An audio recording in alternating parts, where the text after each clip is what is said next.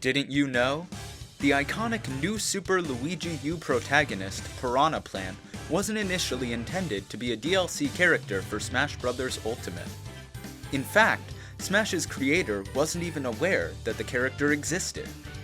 When asked in an interview about his decision to put such a popular character in the game after its initial release, Nintendo president Reggie Fils-Aimé admitted to having not been told about the plant in New Super Luigi U, stating that his design choice for Piranha Plant in Smash Ultimate was based off of a Venus flytrap in his backyard that eerily resembled a piranha. He goes on to say this: "If I had known that my developers had preemptively stolen my ideas, I would have fired them before they finished making New Super Luigi U. Piranha Plant was never approved as the protagonist." Coincidentally, 3 days later, small-time Nintendo developers Masahiro Sakurai and Shigeru Miyamoto made posts on their joint Twitter roleplay account, mentioning that they are available as gaming developers for hire.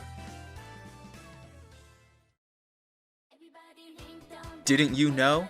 Sasuke Uchiha, emo anti-hero from the famous anime Boruto, was considered as a character for Smash at the beginning of Ultimate's development cycle. Unfortunately, Boruto creator Masashi Kishimoto refused to allow Sasuke to be a fighter once Reggie Fils-Aimé pitched Sasuke's final Smash as a couples combo with Hinata Hyuga. Kishimoto went on to explain the denial, saying that he was more of a Sasuke and Haku shipper. "I'm all for ships, Narusaku, Sasuhaku, Hinashika, but Sasuke and Hinata were never meant to be together. Haku is the first heroine in the series to receive character development, and her 1,000 flying water needles of death jutsu that she used on Sasuke was meant to symbolize her breaking through his tough, edgy outer facade.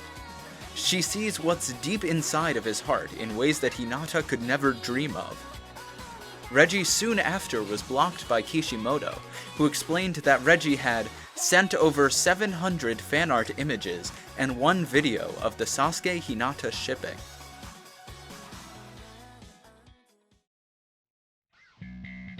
Sasuke Uchiha wasn't the only scrapped fighter during Ultimate's development cycle.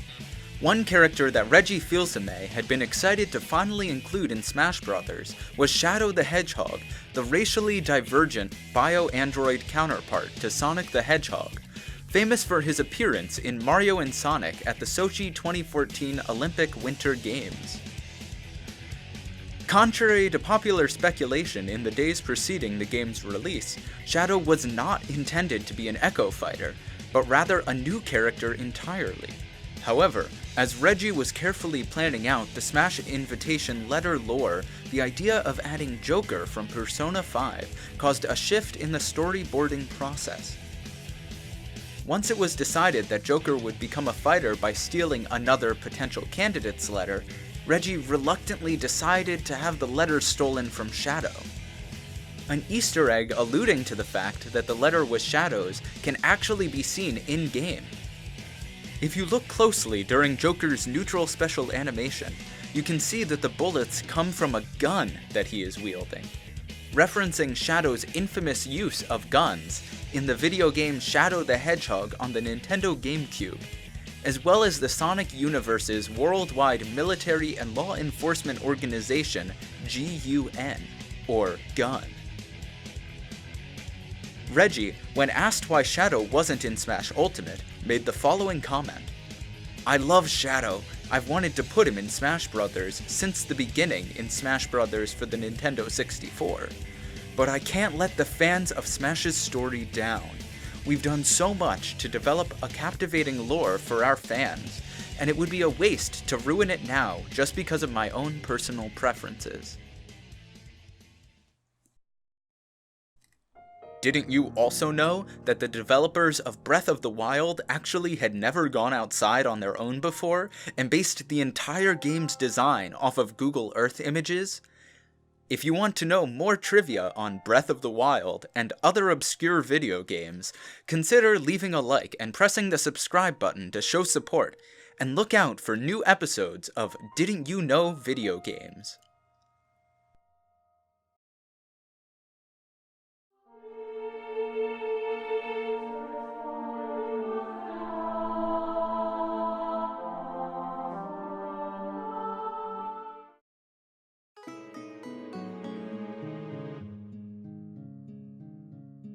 Didn't you know? The overall direction of Twilight Princess's design was originally meant to mimic that of Metal Gear Solid 3 Snake Eater.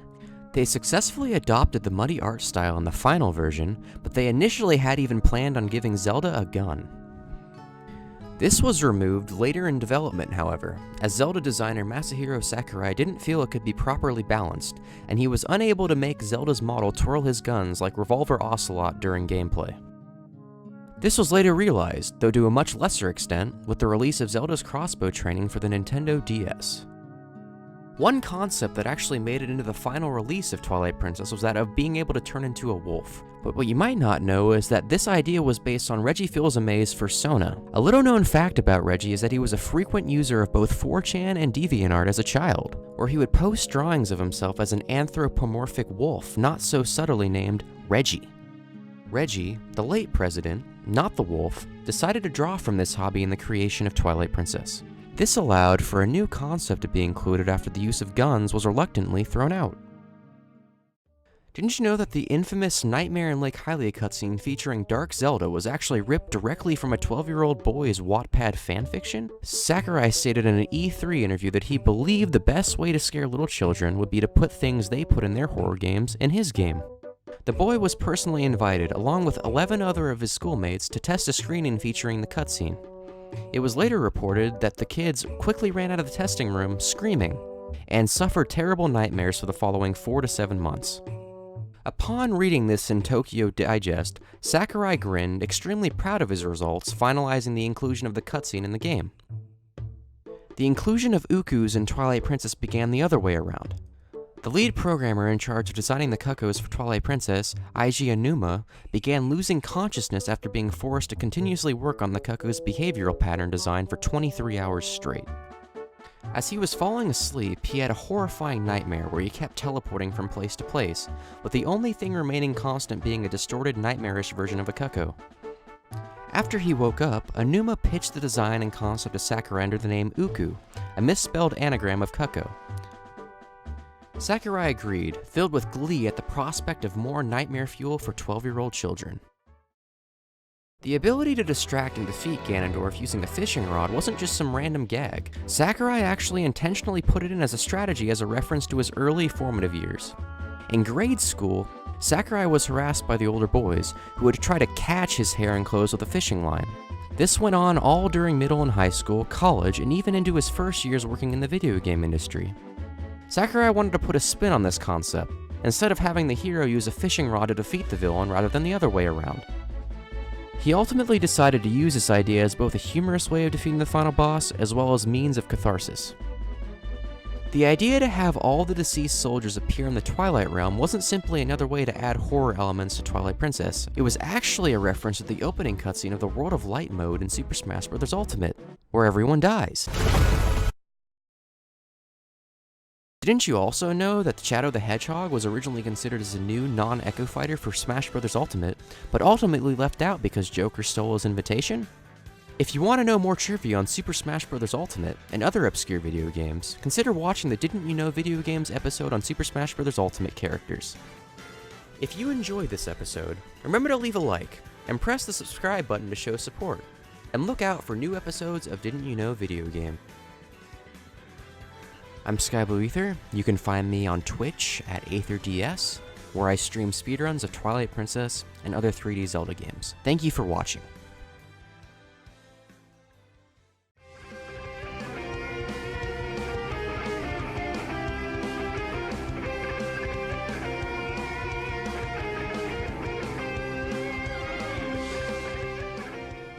Didn't you know? Mega Man 2 is known in Japan as Rockman 2, and everywhere else in the world as the best one. This is because Mega Man 2 was created to be objectively the greatest Mega Man game that would ever be released in the series, a feat which fans unanimously agree has been achieved, and those who don't are wrong. Many fans of the Rockman series believe that the name of Rockman originated from the naturally occurring solid masses or aggregate of minerals or mineraloid matter known as rocks. However, these claims are purely speculation and have no real basis beyond the similar naming convention. The idea for Mega Man 2 actually originated as a sequel to the popular anime My Life as a Teenage Robot. Mega Man creator Rob Renzetti was a huge fan of the anime and wanted to create a crossover episode where the main character Jenny would fall in love with his robot, at the time known as HAHK-MAN. HAHK-MAN was supposed to be the guitar player in a rock and roll band who would steal the heart of Jenny. This was also the inspiration for the Robot Master Metal Man, who was going to be in a rival band that played metal music, with the episode ending in a battle of the bands. But the creator of the anime refused to give Renzetti the rights to the series, so he eventually decided to base Rockman off of the popular Canadian anime Mega Man, changing Rockman's name in America to Mega Man. This is also where he got the idea to make Rockman a super fighting robot, rather than a super guitar playing robot, though he never actually got the rights to do so. Mega Man 2 is the first installment in the romantic comedy sci-fi horror franchise Mega Man, and set the precedent for all Mega Man games to come. One precedent that was set was the inclusion of Rockman's crippling addiction to lemons. Early on in development, it was decided that Rockman would express this deep, troubling struggle by throwing out lemons all during the main story, a concept which was adapted into his playstyle, where his primary means of attacking is through his lemon shooter. Mega Man 2 was also the first Mega Man game to have robot masters, evil counterparts to the protagonist Rockman. One robot master that stands above all the others is Woodman. This is because Woodman actually doesn't want to fight Mega Man at all. It's heavily implied during the story mode that Woodman has no desire to be a part of the quarrel between Dr. Robotnik and Albert Einstein, and simply wants Mega Man to leave him alone in peace. This is best evidenced in the Woodman boss fight. Despite having the ability to summon various robot animals throughout his stage normally to repel Mega Man, Woodman doesn't fight using this absolutely broken quirk in the boss fight. Instead, he simply drops leaves from the ceiling, a subtle, symbolic way of saying, "Please, please, Mega Man, just leave me alone." Looking deeper into the plot of Mega Man 2, one can see that the protagonist Mega Man actually isn't the hero, but rather a brutal robot serial killer in both senses of the title. Mega Man goes out of his way to kill all of the robot masters who are simply living on their own, some of whom don't even fight back when he arrives, such as Woodman. This is supported later by his reveal trailer for Smash 4, where he tries to straight up decapitate Mario and Link, and when he fails to do so, blows Mario, Link, Kirby, and Donkey Kong up with a flame blast.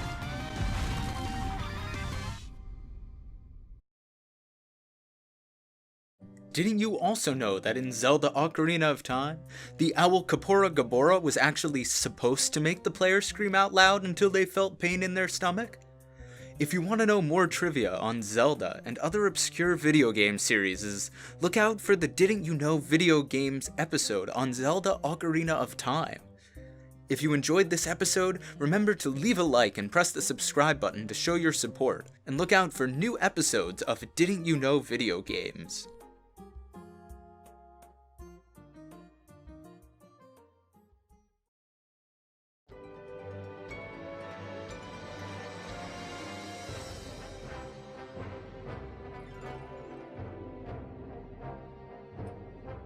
Didn't you know? The Legend of Zelda Skyward Sword's overworld, also known simply as the Sky, was designed by renowned mangaka Akira Toriyama, famous for his manga Akira Toriyama's Manga Theater Volume 3. Despite his fame, it's a little known fact that Toriyama is actually colorblind, which is the reason why all of his manga are exclusively black and white. When working on The Sky for Skyward Sword, Toriyama was asked to draw the clouds a specific shade of white.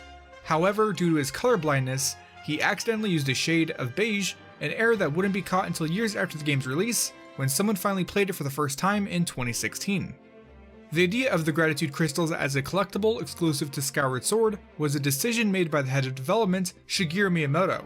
According to an E3 interview, Miyamoto never had any friends as a child, and was forced to play his Nintendo DS alone during lunch, and the system was implemented because he wanted the players to be able to experience the same frustrations he did in attempting to make friends. The inclusion of rewards after surpassing benchmark amounts of gratitude crystals was the later design choice, and a social commentary on how people befriend others solely for the sake of monetary value, with some gratitude crystals not even being tied to people or good deeds at all. In fact, Miyamoto has stated that he refuses to collect any gratitude crystals when playing the game himself because he knows it won't fill the void in his heart left behind by those evil boys. Similar to the inclusion of gratitude crystals, bomb bowling was also introduced as a new mechanic in Skyward Sword out of spite. Weapons programmer Eiji Aonuma was out one night near the release of Skyward Sword when he bowled a whopping 29 at his local bowling alley. According to court testimonies, Mr. Aonuma flew into a drunken rage where he physically threw himself into the pins while shouting something about hitboxes. He fled the scene of the crime in his Toyota Sprinter Truno AE86 before police arrived. It was later discovered that the subsequent vandalism at Nintendo of Japan's headquarters was actually Aonuma covering his tracks. It seems that after the incident at the bowling alley, he created bowling animations for Zelda with his bombs. He then proceeded to elongate certain tiles in-game, making it so the player would be required to bomb bowl, as it was later captioned, using the intentionally broken and precise motion controls. Aonuma managed to do all this in a single night. When employees arrived at work the next day, no one was able to determine what had happened the night prior. Similar to the sky's color, bomb bowling was another error that wasn't caught until the game's release because, according to quality assurance testers, they couldn't be bothered to play through the game long enough to encounter the broken mechanic. The misunderstood monster Battery Ux initially appears as a horrifying beast, but is soon revealed to be a gentle giant. However, like many of the other characters in Skyward Sword, Battery Ux has many references surrounding him, and his actually point to a darker origin. During his initial monstrous yell, his arms are in the same position as Shao Kahn's portrait and winning pose from Mortal Kombat 2 on the Sega Genesis. Another reference to this villain can be seen in lights hanging from Batrook's ceiling. If you look closely, you can see that they bear a striking resemblance to Shao Kahn's bone mask. The fact that there are 5 of these lights implies that Batrook's killed not just 1, but 5 iterations of Shao Kahn. This is also evidence towards the popular theory that Batru was once planned to be a fighter in Mortal Kombat 2, but was removed later in development due to balancing issues. In Skyward Sword, Beetle is the only person to sell you a heart piece in the entire game, and if the player asks about the heart piece before buying it, he will respond by saying that he doesn't actually know what it is and just picked it up somewhere nearby. However, it's hinted in-game that Beetle may have actually ripped out his own heart and replaced it with a mechanical heart. This is how he's able to pedal non-stop and keep his house flying in the air even with Zelda on board. It may also be a reference to his romantic interest in Fi, the jailbait sword spirit that rides on Zelda's back throughout the game. Beetle only ever let down his rope to Zelda and refuses to sell his heart to anyone else. However, it's entirely possible that this may be simply because he believes that the only way to get to Fi is through Zelda. This is further evidenced by the concept art of Beetle and Fi as a couple in Hyrule Historia, which also supports the claim that the heart piece that Beetle sells is indeed his own ripped out organ that he wishes to give to Fi. It's believed that Beetle and his obsession with a digital girl were included so that players of Skyward Sword would finally have someone to relate to. Didn't you also know that Zelda's form in Twilight Princess was based off of Reggie Fils-Aimé's persona? If you want to know more trivia on Zelda and other obscure video game series, consider watching the Didn't You Know Video Games episode on Twilight Princess. If you enjoyed this episode, remember to leave a like and press the subscribe button to show your support, and to look out for new episodes of Didn't You Know Video Games. I've been DPadGamer, which you can find me on the internet under the name DPadGamer. I make a lot of videos on glitches and Easter eggs and stuff, and that's about it for this one. Thanks for watching. Hello and welcome to Didn't You Know Video Games Extra. Today we'll be talking about Super Smash Bros. Melee and the tech skill involved in competitive play. While there are many well-known techniques such as L-canceling, wobbling, wave dashing, and chain grabbing, we'll be focusing primarily on more obscure techniques hidden within these more common ones. While wave dashing is a common way of approaching an opponent in Smash Bros. Melee, there's another, even more advanced technique tied to it.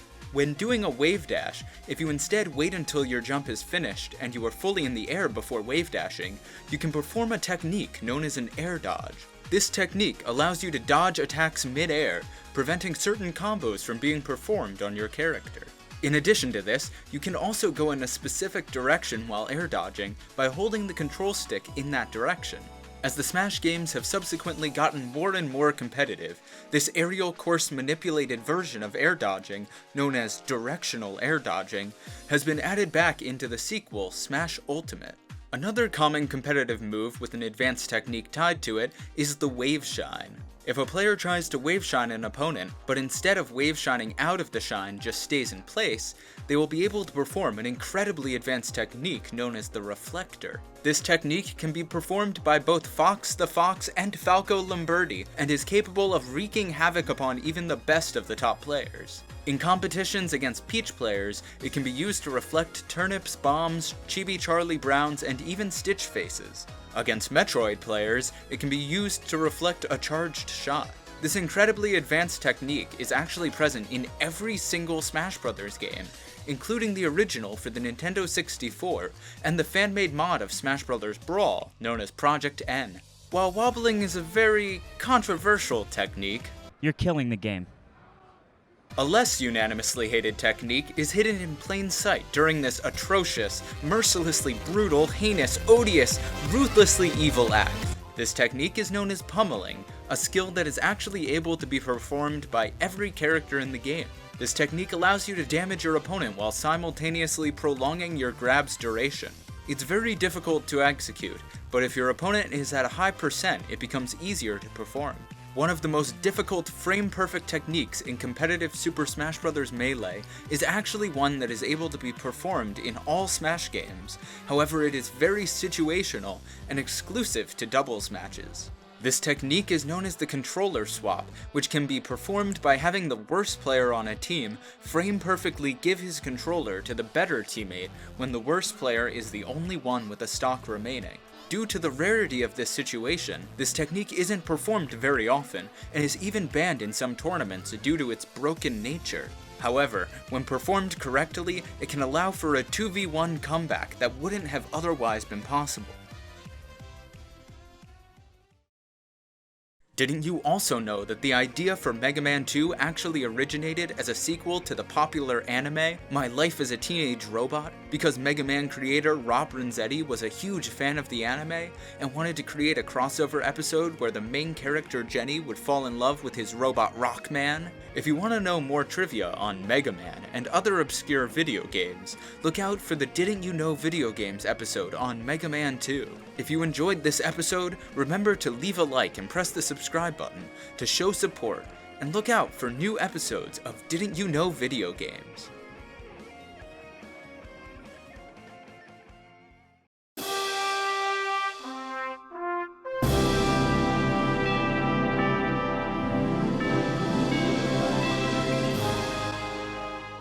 Didn't you know? Pokémon Colosseum is set in the Ore region, which is thought to be a pun on the real-life naturally occurring solid material, ore, from which a metal or valuable mineral can be profitably extracted. This naming convention is also extended to certain locations in the region, such as Agate Village and Pyrite Town. However, this is actually a very common misconception. They did want it to be the Ore region as a joke because they knew that such an incredible game would be extremely profitable, just like the valuable materials found in real-life ore. However, the main reason it was named the Ore region was because Pokémon Colosseum was the single greatest Pokémon game created at the time, and they wanted to pick a region name to represent how much the game would inevitably rock. One element that players often cite as a problem with Pokémon Colosseum is outside of the Pokémon battles. The player is followed by a female sidekick, known canonically as Rui, who identifies the shadow Pokémon for West during battles. However, in the overworld, she can often get in the way of the player, preventing them from getting past what ordinarily would be simple pathways. This was actually how the game was meant to be, though. The developers realized that if they made Pokémon Colosseum too perfect, they'd never be able to follow up on that success with the next generation games. As a result, they decided to intentionally ruin one aspect of the game, that aspect being the overworld mobility. This is cleverly referenced through the very cause of the problem, Rui, whose name is a pun off of the word ruin. The pace of the gameplay in Pokémon Colosseum was based off of DreamWorks' animated film Turbo. However, game designer Reggie Fils-Aimé failed to adapt the speed part, a mistake that he said was due to the emotion that he felt after watching the Indy 500. He explained this in an E3 interview, saying, "Turbo proved that it's not all about speed. The little guy won the hearts of thousands, myself included, not because of his speed, but because of his perseverance once he lost that speed. He was a snail racing cars, for goodness sake. It would be disrespectful to make a fast-paced game now that I know how Turbo's story ends." This ideal of having the player be slow but steady with perseverance was implemented in the game by having every battle be a double battle, and even increasing the duration of some attacks' animations. This was also the concept that inspired the creation of Smash Bros. Brawl for the Nintendo Wii. The plot surrounding Shadow Pokémon and Colosseum actually came from a miscommunication between the storyboarders and the head programmer Masahiro Sakurai. The storyboarders had simply wanted to make another Pokémon Stadium game, but this time in a gladiator-style Colosseum. They had told Sakurai that he could do whatever he wanted in terms of design, but to just make sure to have better shadow effects for the Pokémon, because in Pokémon Stadium 1 and 2, every Pokémon just had a circle for their shadow. While Sakurai did make the shadows match the individual Pokémon, he thought that the storyboarders had also wanted the Pokémon to have actual shadow effects, and so he based the shadow type off of Shadow the Hedgehog from Shadow the Hedgehog for the Nintendo GameCube. He made the Pokémon edgy and rebellious animals willing to attack humans, that at the end of the game are purified and ultimately become good. The player is even given the opportunity at the beginning of the game to catch a Shadow Bayleaf, a Pokémon which can learn Bullet Seed, a reference to Shadow's infamous use of guns in Shadow the Hedgehog. The addition of Shadow Pokémon also led to the creation of Wes, the anti-hero protagonist who was made to be the trainer version of Shadow. This can be seen as early as the opening cutscene, where Wes blows up the Snag'em hideout, a reference to Shadow's ability Chaos Blast. Just like the Pokémon in Shadow, Wes also has a dramatic turn from evil to good, initially killing humans and stealing weapons, to eventually saving the world from a demon. While everyone knows and adores Mirror B, a less well-known character is his successor, Miracle B. Miracle B tries to imitate his master Mirror B by creating a team that has a Sudowoodo like Mirror B, changing his clothes to match Mirror B, and even breaking through the fourth dimension to change his battle theme to a sped up and distorted version of Mirror's B theme.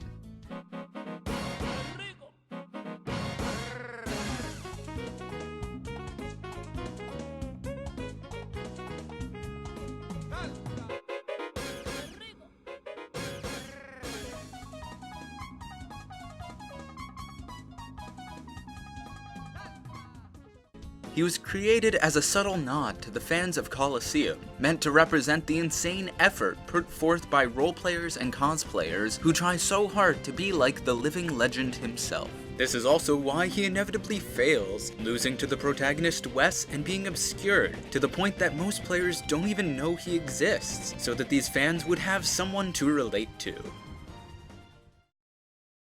Didn't you also know that one of the most difficult frame-perfect techniques in competitive Super Smash Bros. Melee is actually one that is able to be performed in all Smash games, but is rarely used in tournaments? If you want to know more about competitive Melee, consider watching the Didn't You Know Video Games extra video on Super Smash Bros. Melee tech skill.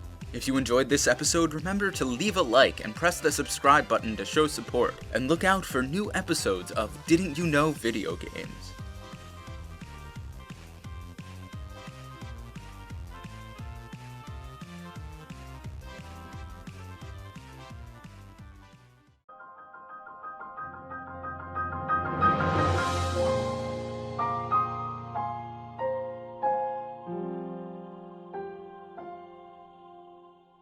Didn't you know? Breath of the Wild wasn't initially developed as a 3D Zelda game. The developers had accidentally made the entire beta build of the game in a Linux-based NES ROM editor as a ROM hack of the original Legend of Zelda. They were unaware they were working on a 2D version until a playtester came in during development and asked how they were supposed to climb up a mountain, a feature later included in the final 3D version of Breath of the Wild. This is also the reason why Breath of the Wild was delayed for 3 years. Breath of the Wild was the first main series game in the Zelda franchise to feature full-on voice acting for cutscenes. The idea behind having voice acting and a more deeply developed relationship between Zelda and the princess came from Miyamoto's love of the Legend of Zelda animated cartoon. In the cartoon, Zelda develops a relationship with the princess, much like that found in Breath of the Wild. Further evidence can be seen by the implementation of shield surfing, a technique used by Zelda in an episode of the Zelda cartoon. Speaking of design choices, didn't you know that the developers of Breath of the Wild actually had never gone outside on their own before, and based the entire game's design off of Google Earth images? When asked about the decision to have one single pixel be the difference between being a little chilly and dying of frostbite in-game, series creator Shigeru Miyamoto explained that he just assumed that that was how the world worked outside of his basement. In fact, the reveal of the 3D beta build was the first time Miyamoto had ever left his basement, afraid that sunlight coming through his family room windows might threaten his mystical, ethereal game designing abilities and creative mentality. He also later admitted at the E3 press conference preceding the game's release that he added in the paragliding mechanic because he genuinely believed that it was possible to paraglide in real life. Hardcore Zelda fans may notice what has been frequently called a lack of music in Breath of the Wild. While town themes, the Hyrule Castle theme, and various other pieces were made by professional composers such as Koji Kondo, Johann Sebastian Bach, and Toby Fox, young high school boys who had submitted their Muse score compositions to Nintendo of Africa had been commissioned to create the remaining songs, such as the Daytime Field theme. They were each given one note to put on their staff, and were told to make a song by working together. This would have worked well, however half of the boys were deaf and incapable of hearing the result. Eventually, several of the remaining boys simply agreed to just put the Windows XP startup sound in the Daytime Field theme.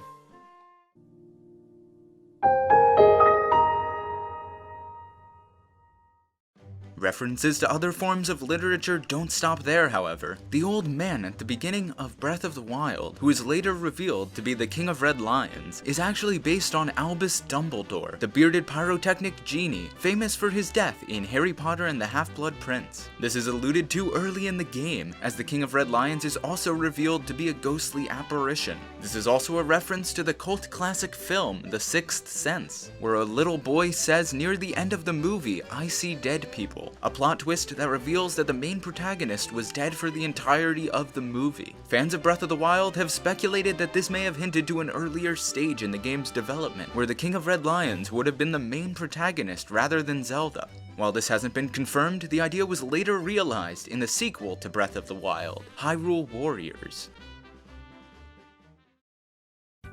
Didn't you also know that the pace of the gameplay in Pokémon Colosseum was based off of DreamWorks' animated film Turbo, but Reggie Fils-Aimé was unwilling to adapt the speed aspect after being moved by the movie's emotional ending? If you want to know more trivia on Pokémon, consider watching the Didn't You Know Video Games episode on Pokémon Colosseum. If you enjoyed this episode, remember to leave a like and press the subscribe button to show support, and don't forget to look out for new episodes of Didn't You Know Video Games.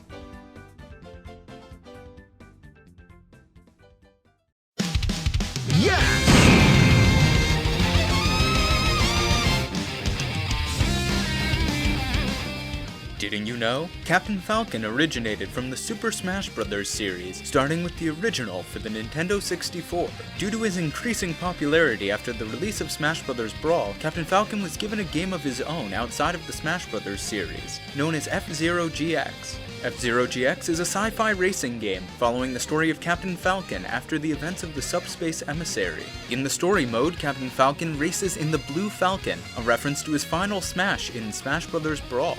Another reference to Smash Bros. Is the inclusion of the villain Blood Falcon, a bio-android cyborg clone of Captain Falcon, whose appearance is based off of one of Captain Falcon's alternate costumes in the Smash games. In addition to this is the villain Black Shadow, who is a reference to both Black Doom and Shadow the Hedgehog from Shadow the Hedgehog for the Nintendo GameCube, two characters who were requested frequently during the Smash Ballot for Smash 4. Captain Falcon is perhaps most famous for his most powerful attack in the Super Smash Bros. Series, hitting his opponent with a car.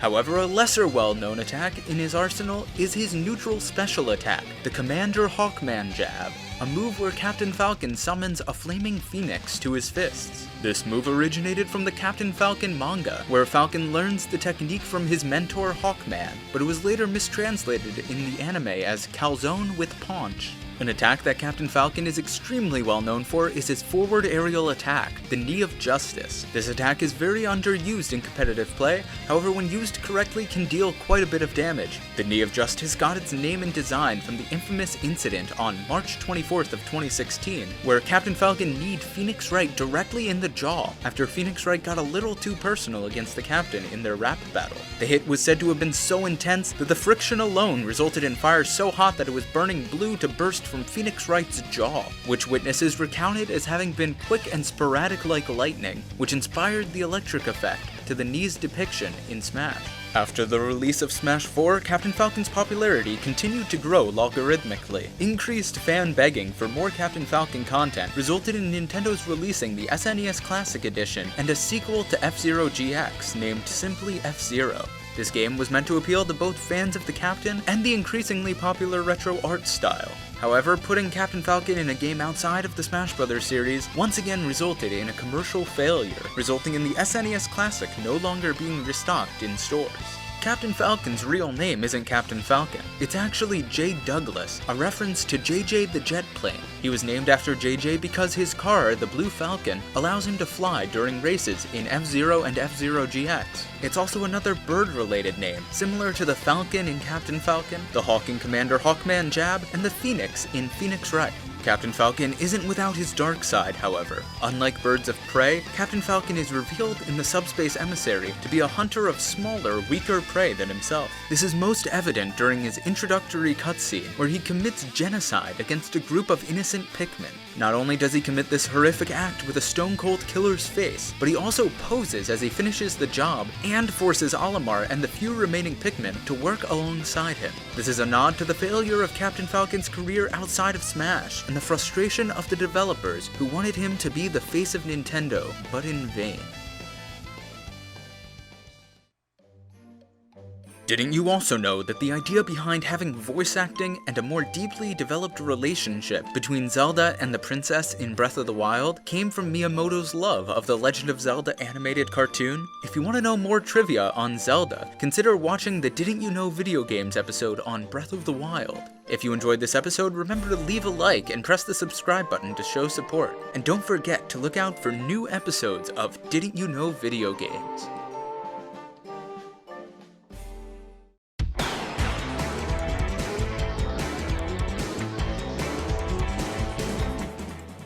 Didn't you know? Kirby Air Ride was the first installment in the Air Ride series, a beloved competitive fighting game franchise with no other games in the series. It was developed at the same time as Super Smash Bros. Melee, and even uses some of the same sound effects. The lack of sequels is due to the commercial success of the original Air Ride. The lead developer Koji Kondo didn't want people sticking to a single game, preferring that customers buy other games and accessories as well, something that he failed to do with Smash Bros. Melee. Despite the efforts of Koji Kondo to prevent people from sticking solely to Kirby Air Ride, there is still a large fanbase within the competitive scene. Over the years, competitive players have found many techniques and tricks to improve their scores and odds at winning in competitions. One such technique is the Infinite Glide glitch, which can only be used by the Bulk Star. This technique allows the user to gain extreme heights and is most useful in the Air Glider event. This technique has been used at many City Trial tournaments, including Hungrybox's legendary EVO 2016 Grand Finals win. City Trial is by far the most popular game mode in Kirby Air Ride, and the most commonly used in both casual and competitive play.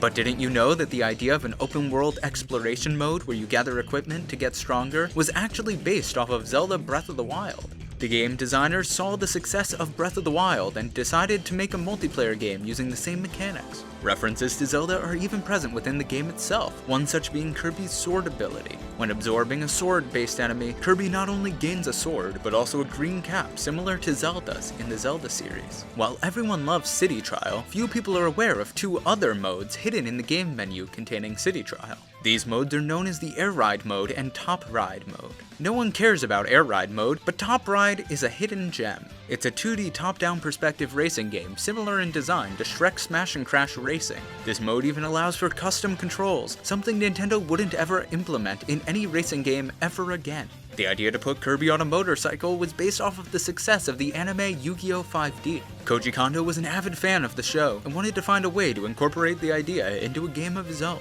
When asked about it in a Nintendo Direct after the game's release, he gave this statement: "I love the idea of playing card games on motorcycles. It's an exhilarating experience both to watch and to do yourself. I initially wanted Kirby to use a Yu-Gi-Oh deck in multiplayer motorcycle races, with the loser being banished to the Shadow Realm for all eternity. However, I couldn't get the rights to Yu-Gi-Oh, and it was too costly to create so many waivers, so the idea unfortunately didn't pan out."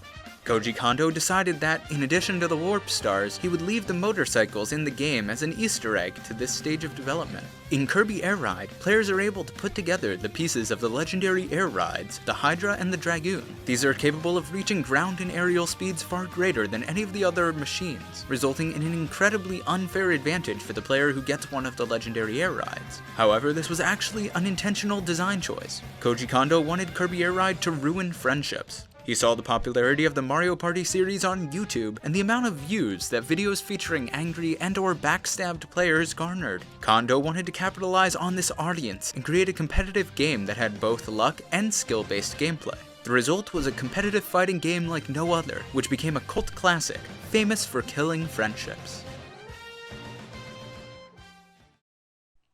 Didn't you also know that Nintendo has created a character who is a stone-faced genocide-committing killer who has enslaved the remaining population of the people he so brutally murdered? If you want to know more trivia on Captain Falcon, consider watching the Didn't You Know video games episode on Captain Falcon. And don't forget to look out for new episodes of Didn't You Know video games.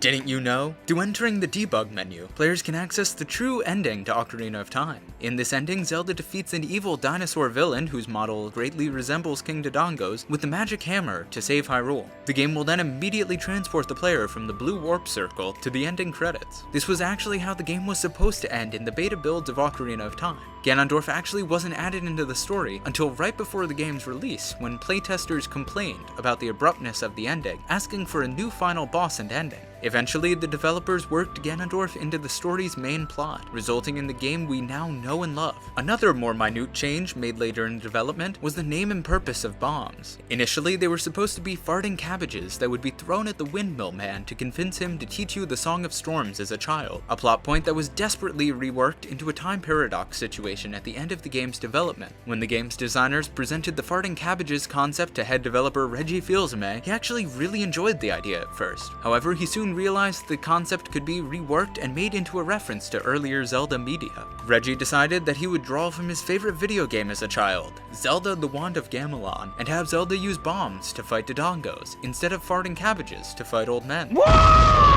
He also decided to draw other elements from Wand of Gamelon, such as the inclusion of the character Impa. This was also how they decided on including Ganondorf as the new final boss and making the changes to the game's ending. A reference to this earlier stage of development can be seen in the French versions of Ocarina of Time, where the bombs are called Chaud Pêcheur, which translates to farting cabbages. Speaking of gastrointestinal pathology, didn't you know that the owl Kapora Gabora was actually supposed to make the players scream out loud until they felt pain in their stomachs? In the March Nintendo Direct of 1999, following Ocarina of Time's release, Reggie explained that he wanted the player to feel like they were growing with Zelda, experience the pain, struggles, and patience needed to complete a 7-year quest. Reggie wanted the player to experience frustration and be required to wait so much that they would audibly yell at their television screen until they were nauseous. A reference to this development goal is actually present within the game. Kapora Gabora is hinted in Ocarina of Time and later revealed in Hyrule Historia to be the Sage of Light, Roru, a mistranslation of the English word roar. Another character that was made intentionally frustrating was Dampé, the gravedigger in Kakariko Village. Dampé is required both to complete normally and to 100% Ocarina of Time, as he holds the hookshot, a necessary progression item, and 2 different heart pieces. The hookshot is obtained by racing Dampé in a grave as adult Zelda, which doesn't require much time or effort. However, to receive one of his heart pieces, you must complete that same race again, but complete it in under 1 minute. Dampé, however, throws fire randomly during the race, which is based completely on RNG, meaning that there is no way to truly plan a route. The second heart piece is completely based on RNG, and and requires you to have Dampe walk up and dig on patches of dirt, with a 10% chance initially of having him dig up the heart piece, and with bad luck can require you to dig up to 15 patches in a row, waiting for him to slowly walk to each one. In speedruns, the players will simply reload the area by jumping into one of the graves and coming back out as it makes each individual dig faster. But this resets the odds of getting the heart piece, meaning that it continues being a 10% chance for as long as it takes to get the heart piece. A reference to the frustration that Dampe is meant to cause can be found directly in his name, Dampe, which contains the prefix damp, meaning slightly wet. This is an inside joke made by the developers, referencing another area of the game, the Water Temple, which was made to be the most frustrating temple in the game, as well as slightly wet. Didn't you also know that the idea of having an open world exploration mode in Kirby Air Ride, where you gather equipment to get stronger, was actually based off of Zelda Breath of the Wild? If you want to know more trivia on Kirby and other obscure video game series, look out for the Didn't You Know video games episode on Kirby Air Ride. If you enjoyed this episode, remember to leave a like and press the subscribe button to show support. And don't forget to look out for new episodes of Didn't You Know video games.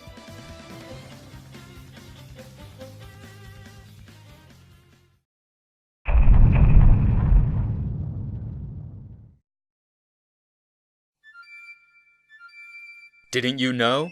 The Super Mario 64 speedrunner, known by his screen name Cheese, was actually an important person in the development of Majora's Mask. The head developer Koji Kondo intentionally left references to the speedrunner for him to find during his playthroughs, ranging from comical visuals such as a block of cheese on Zelda's sword, to entire mask quests centered around dairy ranches and milk bars. These were left unnoticed, however, as Cheese had assumed that Majora's Mask was just an edgy ROM hack of Ocarina of Time, and thus never took the time to play it. Majora's Mask is most famous for adding two new characters to the Zelda universe, the mapmaker Tingle and the world hugger Mr. Moon. These beloved characters may initially seem like two very different people, but their creations were actually tied together. If you look closely at Mr. Moon, you can see that he has an oddly large and triangular nose. This design was based off of Tingle, who was developed prior to Mr. Moon. They share many physical traits, such as the design of their faces, as well as their passion for destroying the world.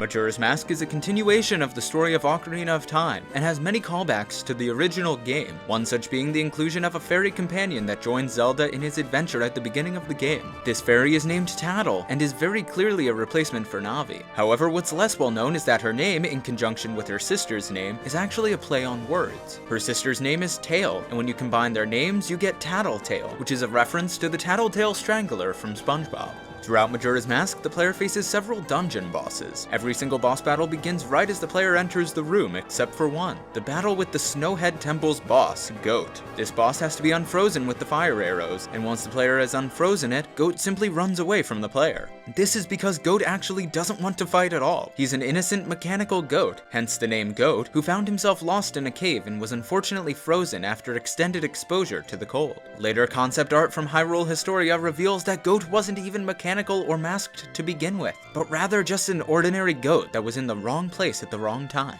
One of the main focuses in Majora's Mask is mask collecting. Zelda collects many different masks, granting him various abilities that he otherwise wouldn't have. Most notably are the transformation masks, which completely change Zelda's appearance and allow him to take on the form of a rock monster, a fish with legs, a literal plant, and an emo version of adult Zelda from Ocarina of Time. The idea to have Zelda gain these new personalities from masks was inspired by Persona 5. A reference to the summoning of personas by ripping off masks is even present in the game. The player can learn a song known as the Elegy of Emptiness, which allows the user to separate themselves from the persona rather than just becoming it themselves. The main antagonist of Majora's Mask is, of course, Majora's Mask. During the final battle with Majora, Majora uses three different forms: the Mask form, the Incarnation form, and the Wrath form. His second form, the Incarnation form, is notably bizarre and unlike the other two forms. This is because it is based off of none other than Michael Jackson himself. In his Incarnation form, Majora gains a human physique, growing legs, arms, and a head.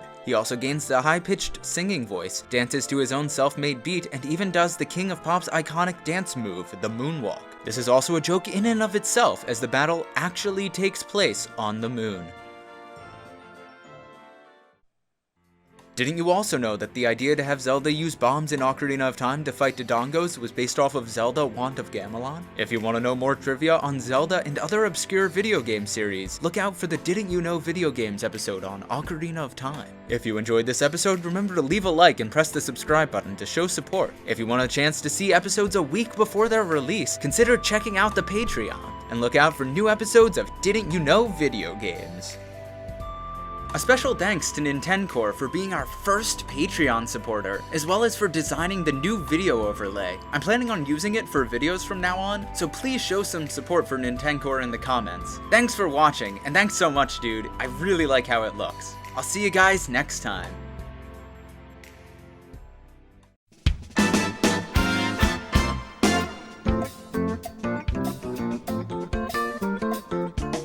Didn't you know? Super Mario Bros. For the Nintendo Entertainment System was the first video game ever created, and set the precedent for every video game to come afterwards. One such precedent was the inclusion of a point system, where players could compete to see who could get the lowest score after skipping 90% of the game by using the hidden warp pipes. In addition to the point system was the lives system, where players started with 3 lives and could slowly build up lives by collecting coins or 1-up mushrooms. This was both a means of making the game easier for non-competitive players, as well as a way of making gamers feel less bad about wasting their own life playing video games. Super Mario Bros. Is most popular for its fast-paced competitive platforming gameplay. However, this wasn't the plan initially. At the beginning of the game's development, series creator Scott Cawthon wanted there to be no platforms at all, instead having the game consist solely of a never-ending void that Mario would fall down endlessly. Scott Cawthon had intended for the game to be a symbol of the gaming experience. However, playtesters found that this took away a significant portion of the game's replayability, and so Cawthon reluctantly added in platforms and a ground level for the player to walk on. A remnant of this thought process is actually still present in the game in the form of warp pipes, which were made in an attempt to reduce how much time the player spends playing the game.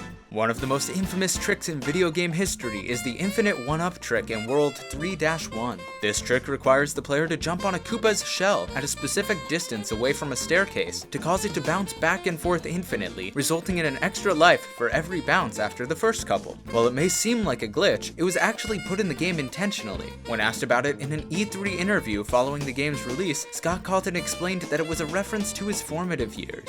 "I used to jump on turtles for fun. It's horrible, I know, but I didn't know any better as a kid. I eventually began feeling my soul slowly absorbing their life force, and the next thing I knew, I was immortal.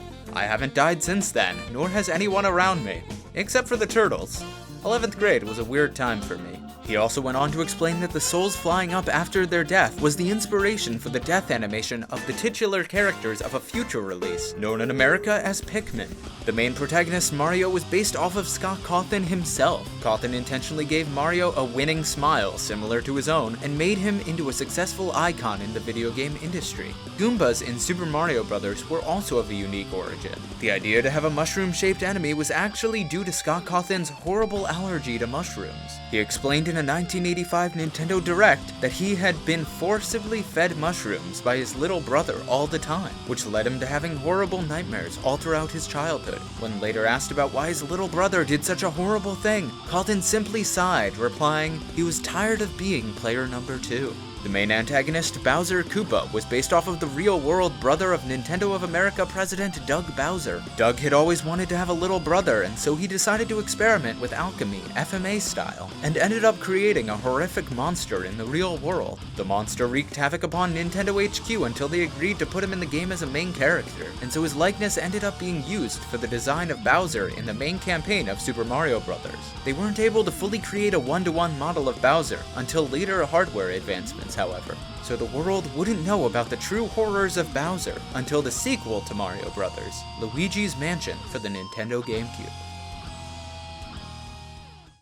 Didn't you also know that the moon in Majora's Mask was actually based off of the character Tingle? If you want to know more trivia on Zelda and other obscure video game series, look out for the Didn't You Know video games episode on Majora's Mask. If you enjoyed this episode, remember to leave a like and press the subscribe button to show support. If you want a chance to see episodes a week before their release, consider checking out the Patreon. Thank you to the patrons who are currently supporting the channel on Patreon, and look out for new episodes of Didn't You Know video games.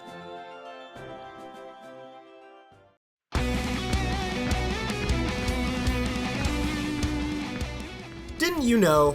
Super Smash Bros. Melee is the second game in the competitive action RPG fighting game franchise Super Smash Bros., released shortly after Smash 64 for the Nintendo 64. Melee was created not only to be the best game in the franchise, a feat which fans unanimously agree has been achieved, but also the single greatest game to ever be created for the rest of eternity. While series creator Masahiro Sakurai had doubts about his ability to create the 8th world wonder, he fortunately was willing to do whatever it took to make his dreams a reality. After 2 years of non-stop programming, playtesting, loss of sleep, and selling his soul in exchange for tech skill, Sakurai managed to not only create the best game in all of history, but also the greatest form of deodorant deterrent. Melee is unlike any other game in the Smash series due to its seemingly limitless skill ceiling. Hidden within the game's coding are many techniques that can be utilized in what has become a large competitive scene. These range from casual level techniques such as wobbling and ledge dashing, to frame perfect and practically TAS only techniques such as pummeling and controller swapping. These techniques allow the player to turn the tides of what would otherwise be a hopeless fight, and have proved to be incredibly useful even at the top level. One technique that is less practical is moonwalking. Moonwalking was actually based on the dance move of the same name, made famous by the king of pop, Michael Jackson. It was meant to emulate the real-life move by being not only a unique movement option, but also very stylish. Now, despite popular belief, Super Smash Bros. Melee wasn't based on Smash Bros. 64. It was actually inspired by the legendary anime Dragon Ball Z. At the time of Melee's development, Dragon Ball Z was slowly becoming the most popular television show for young men in America. This popularity led to Sakurai asking the creator of the Dragon Ball manga, Toyotaro, to work with him in the development of Melee. And after many meetings, Toyotaro and Sakurai agreed on the final design of Melee that we all know and love. This included gravity updates so that everyone would be able to move much faster, balancing patches so that certain characters would be incredibly overpowered, and even a story mode. References to this stage of development are incredibly prevalent, ranging from the inclusion of Son Goku's orange gi as an alternative costume for Fox, to the addition of several playable anime characters. The references don't stop there though, they even went further beyond the 2D nature of the game and entered the 3D realm, having the game played at tournaments, similar to the Budogai Tenkaichi tournaments in the Dragon Ball anime. Many people were surprised by the addition of Dr. Mario as a playable character during Melee's release. But didn't you know that Sakurai himself wasn't expecting him to be in the roster? In the April Nintendo Direct of 2013, Sakurai admitted to having just learned of the existence of Dr. Mario. When asked about it in the Direct, he responded with the following. I was watching Winners Finals of Kings of Cali 2, and I was completely caught off guard. I initially had wanted Melee to have 24 characters, but apparently adding the stethoscope as part of an alternate costume for Mario somehow resulted in an Echo Fighter being made. The interviewer then asked Sakurai if he was aware that there are 26 characters, not 25, to which Sakurai burst into laughter before explaining that during development, a large bearded man wearing a green headband ran into the office, plugged a flash drive into his computer, and rebuilt the Melee ISO in GC Rebuilder. When he tested the game the next day, some random Pokemon was added to the roster. Sakurai immediately recognized the Pokemon and simply muttered under his breath, Gen 1er, before adding it to the Smash website's character list. One of the unique aspects of Melee is its highly developed tier list, which features both obviously true and horrifically false placements. The tier list was created by none other than Sakurai himself. Fans have frequently asked why Sakurai placed Jigglypuff so low on the tier list when the best player in 2019 is a Jigglypuff player. The reason that Sakurai gave at E3 2019 was the following. The man who added Jigglypuff to Melee threatened to hold my family hostage if I revealed how broken of a character Jiggs is. He said something about wanting his opponents to sleep on the competition. I don't really understand it, he was a real crabby guy. While this may seem like a horrifying threat, Sakurai wasn't actually worried. He never saw his family anyway, and had already sold his soul away a long time ago. Didn't you also know that the main antagonist of the original Super Mario Bros., Bowser Koopa, was based off of the real-world brother of Nintendo of America president, Doug Bowser? If you want to know more trivia on Mario and other obscure video game series, look out for the Didn't You Know Video Games episode on Super Mario Bros. And if you enjoyed this episode, remember to leave a like, and press the subscribe button to show support. If you want the chance to see episodes a week before their release, consider checking out the Patreon. And thank you to the patrons who are currently supporting the channel on Patreon. Don't forget to look out for new episodes of Didn't You Know Video Games. And by the way, this has been Toph. What's up, guys? Super Smash Bros. Melee commentator. You guys should all go check out the reads. YouTube.com/thereads. Patreon.com/thereads. New episodes every Monday. Peace out, guys.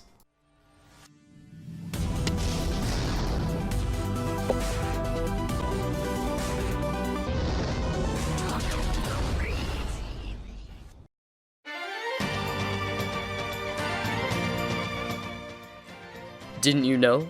Xenoblade Chronicles was based off of the original 2 Star Wars trilogies. There are many parallels between the 2 series, ranging from the characters to the weapons and even the villains. The most obvious are the characters. The protagonist Shulk bears a striking resemblance to Luke Skywalker, and learns to use a magical blade from an experienced mentor Dunban, who is the Xenoblade's version of Obi-Wan Kenobi. And of course, the titular sword, the Xenoblade, is based on a lightsaber. Another nod to the Star Wars franchise is the inclusion of the Mechon, evil robots which take part in a war against the world of humans, known in the game as HAHK-MAN. The Mechon behave the same way the droids do in Star Wars, acting as fodder for the main protagonist, except for their respective leaders who are significantly more overpowered. The idea to have a magic sword that allowed the player to see the future was based off of Zelda Ocarina of Time. However, the developers were too lazy to create an adult model for Shulk, so they decided to only let the players see a few seconds into the future. This eventually was implemented as an important part of the story, as well as a required gameplay mechanic.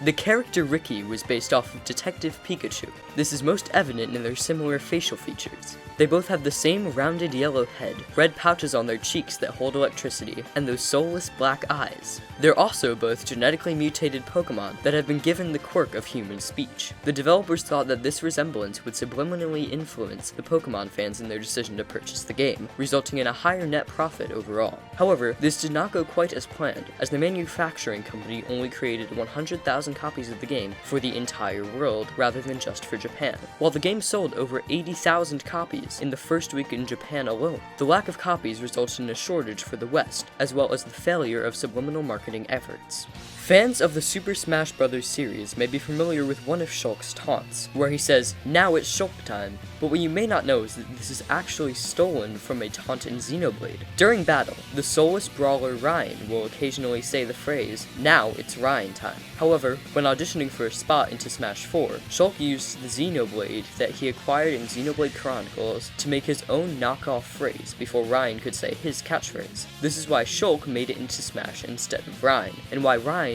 no longer is present as Shulk's friend in the sequel, Xenoblade Chronicles 2. While the Mechon in Xenoblade Chronicles are a nod to the droids in Star Wars, they were actually implemented in the story long before they decided to base the series on Star Wars. Mechon are evil robot space pirates, whose primary goal is to destroy all life forms and take over the world. The idea for this group of antagonists originated from the Season 3 episode of SpongeBob known as Crab Aboard. In this episode, SpongeBob watches the movie Night of the Robot, and then he and Squidward begin to suspect that Mr. Krabs is actually a robot.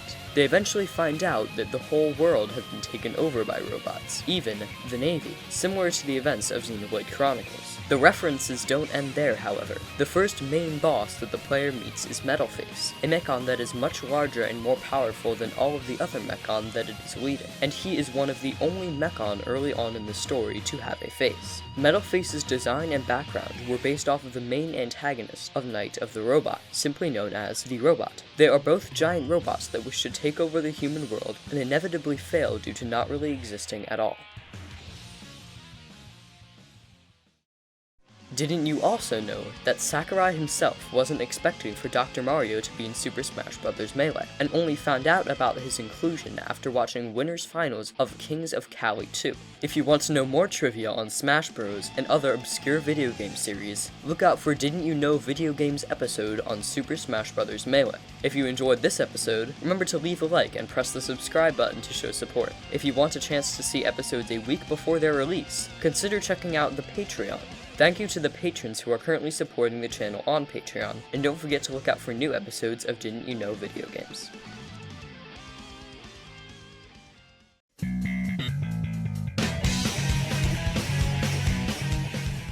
Didn't you know?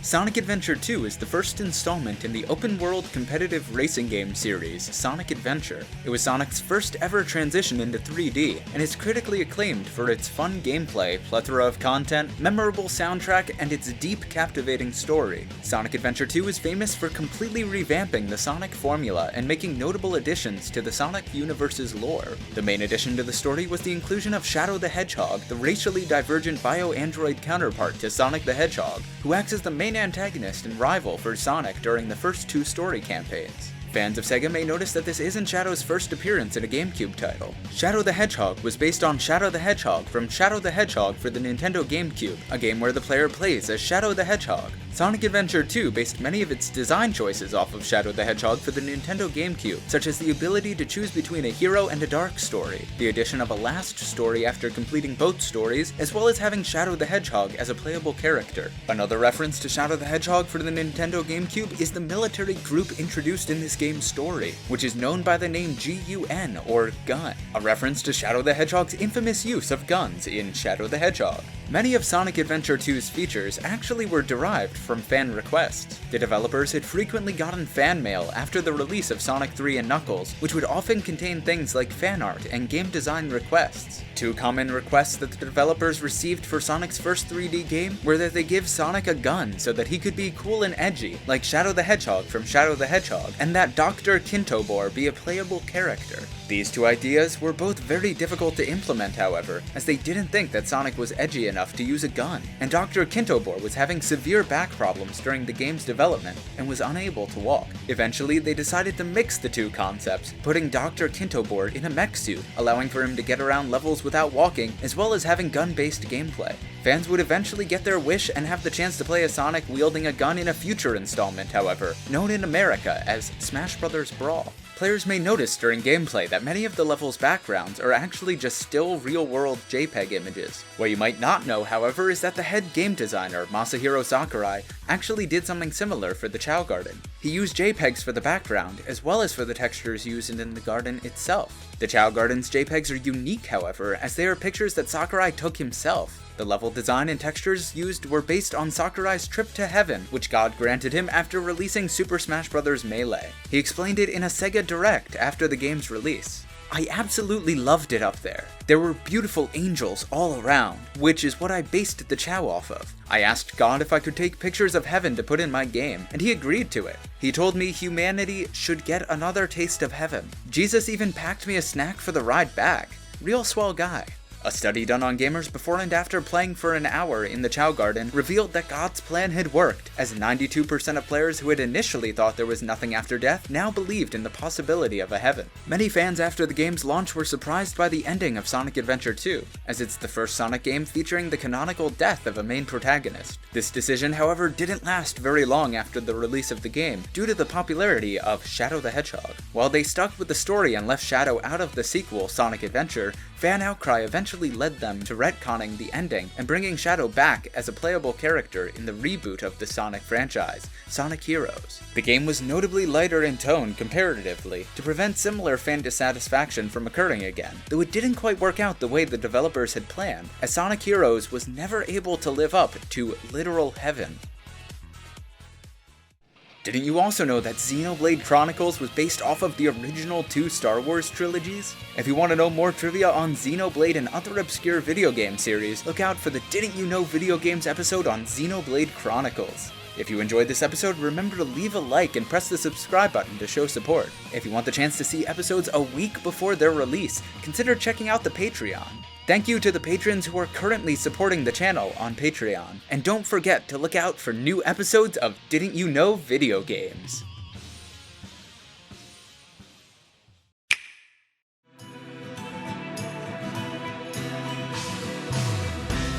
Didn't you know? The main protagonist of Silent Hill 2 is James Sunderland, a confused wandering nomad who lost his wife and tries to find her in the vacation town of Silent Hill. While this may seem like a coincidence at first, James was actually meant to end up lost in Silent Hill. The world was meant to be completely cut off from Silent Hill after his entry as a reference to the Netflix original show, The Society. An Easter egg referencing the fate of James can be found directly in his name, Sunderland, which is composed of the words sunder, meaning to split apart, and land, meaning the Earth's surface. Putting these together, James's full name can be translated to James split apart the Earth's surface, a sentence summing up the main conflict of Silent Hill 2. Silent Hill 2 is the third installation in the romantic comedy franchise Silent Hill. Silent Hill 2 is a unique entry in the series, as it holds many surprisingly tasteful references to the Judeo-Christian faith. This is best evidenced through the inclusion of the subplot revolving around James's wife Mary and her doppelganger Maria. In the game, James meets a woman who looks exactly like his wife and helps him in his search for her. She constantly brings up memories that only Mary would have, yet gets upset when James confuses her for Mary. This is a meta joke referring to the confusion regarding the multitude of Marys in the New Testament, of which it can be argued there are at least 6 of. The joke extends further, however, as their names are rooted in Jewish tradition. In Hebrew writing, vowels are implied, meaning that Mary and Maria would both be written simply as MR, thus sharing the same name. This also confirms the popular theory that James and his wife are in fact Jewish. Another reference to Judeo-Christianity can be found in the canon ending of the game, which features a dog that is revealed to have been controlling the events of the entire game from a control room. This dog is supposed to act as a devil counterpart to God, which can be seen through the use of the heteropalindrome dog, which spelled backwards is God. In addition to the dog is the character Eddie, a spawn of Satan who is controlled by the dog and acts as the Antichrist within the story. When asked in an E3 interview a week after the game's release, series creator Masahiro Sakurai explained that he regretted adding these 2 characters the way he did. I wanted to have 2 characters act as a counterpart to God and as an Antichrist figure. However, fans of the game for some reason actually liked the dog, despite him being literally Satan. I feel so bad now. God let me go to heaven and even take pictures for the Chow Garden in Sonic Adventure 2, and this is how I repay him. Oh well, at least when I apologized to Jesus, he forgave me. The idea to have multiple endings in Silent Hill 2 wasn't actually implemented by Sakurai. It was actually an element of the game that was added at the last minute by one of the game designers as he was playtesting the game. He was unable to figure out how to beat the game, and so he decided to add in several more endings until he was finally able to beat one of them. This was done very haphazardly, however, as he just wanted to find any possible way to lead to some other ending cutscene. This can be seen through the arbitrary actions that can entirely change the player's ending, such as how many times you look at a picture of Mary, or how many times you talk to Maria. This has been commonly misconstrued by fans as a subtle, nuanced psychological evaluation done on James throughout the game based on the player's choices, resulting in one of the most misunderstood game design choices in history. Didn't you also know Sonic Adventure 2 based many of its design choices off of Shadow the Hedgehog for the Nintendo GameCube, such as the ability to choose between a hero and a dark story, the addition of a last story after completing both stories, as well as having Shadow the Hedgehog as a playable character? If you want to know more trivia on Sonic and other obscure video game series, look out for the Didn't You Know video games episode on Sonic Adventure 2. If you enjoyed this episode, remember to leave a like and press the subscribe button to show support. If you want the chance to see episodes a week before their release, consider checking out the Patreon. Thank you to the patrons listed in the description who are currently supporting the channel on Patreon. And don't forget to look out for new episodes of Didn't You Know video games.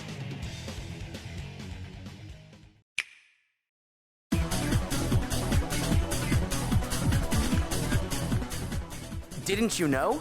Digimon Rumble Arena 2, known in Japan as Digimon, is a competitive platform fighting game for the Nintendo GameCube. It's the first installment in the Pokémon spin-off franchise, Digimon, and thus the game that introduced many of the Pokémon that would be included in later entries. The design of Digimon Rumble Arena 2 was based off of Super Smash Bros. Melee.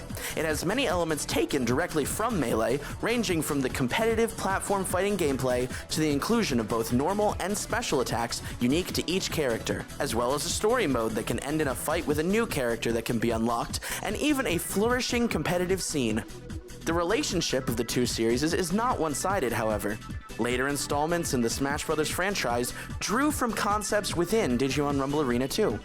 The two most notable examples are the addition of final smashes in Smash Bros. Brawl, which mimic the Ultras in Rumble Arena 2, and the inclusion of dark versions of characters like Pit and Samus in Smash Ultimate, similar to the dark versions of Pokemon such as Guiamon and Agumon found in Rumble Arena 2.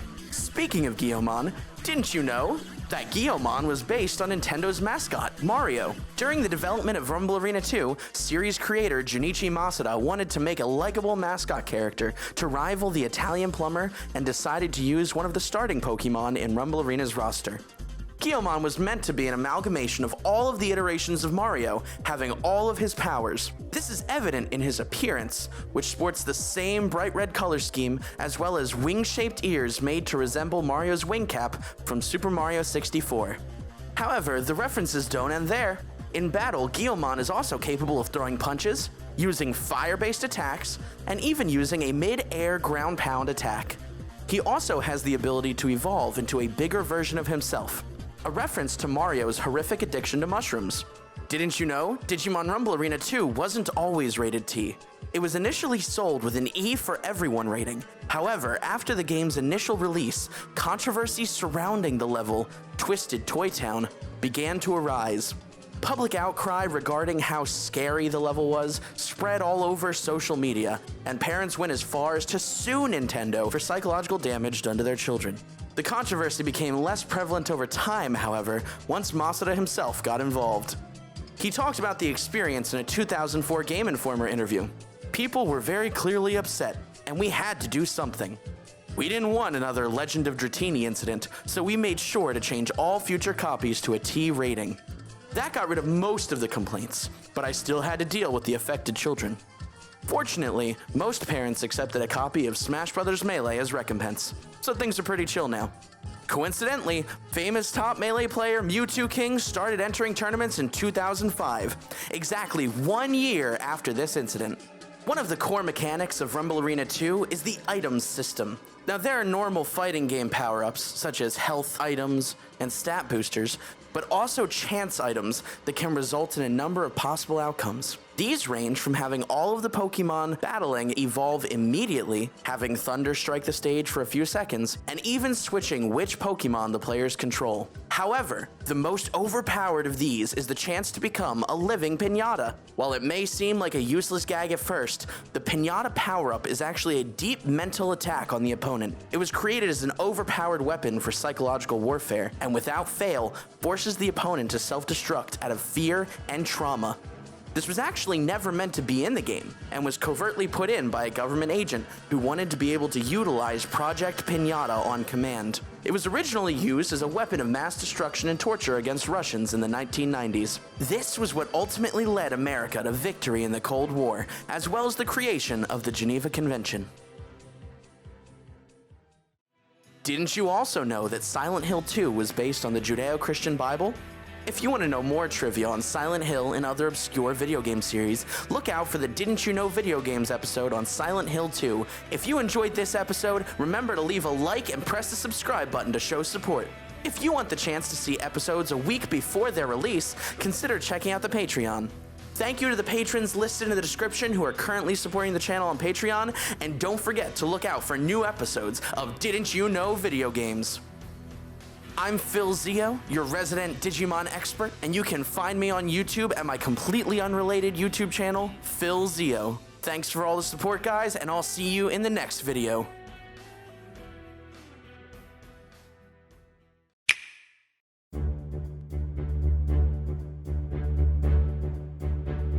Didn't you know?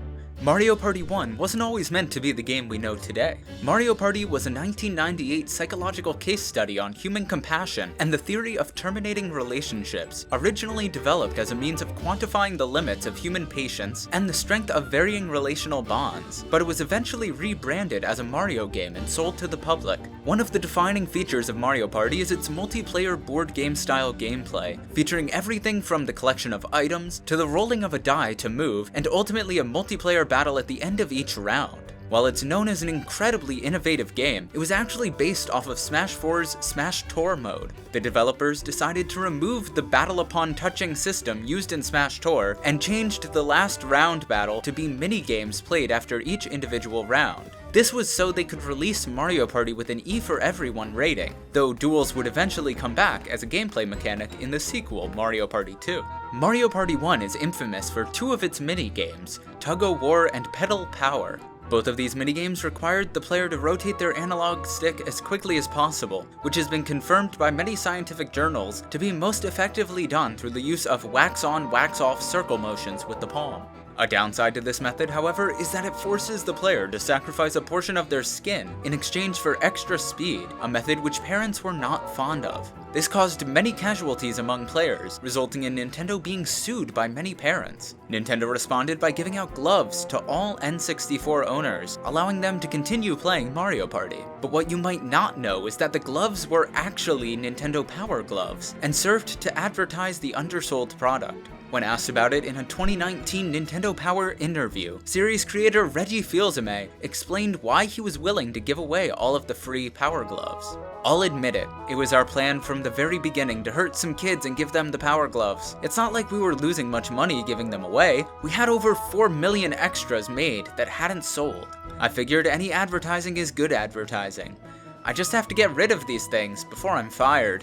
Unfortunately for Reggie, his plan didn't quite pan out. While over 3 million players were given Power Gloves, later stock reports revealed that only 7 other Power Gloves were sold after the massive giveaway, with 4 of them being at a reduced price on Craigslist. Mario Party 1 has many different spaces that the player can land on during the course of the game. Along with ordinary red and blue spaces, players can land on a green space which causes a special happening event to occur based on the stage, as well as a different red space with Bowser's face, known simply as a Bowser space. A Bowser space can result in many different possible events, ranging from the loss of coins, to a minigame resulting in the loss of coins, and a chance time resulting in the loss of coins. However, one event is notably different from the rest, the Bowser Revolution. This event forces all of the players to pool together their coins, and share them equally among each other. This event is unique in that it usually leaves a higher ratio of the players happy than upset, rather than simply forcing one or all of the players to lose coins. This was a design choice put in by Reggie Fils-Aimé himself. Reggie is actually an avid supporter of communism, and has been frequently cited as having said that true communism has never been tried, and that he was once Russian himself.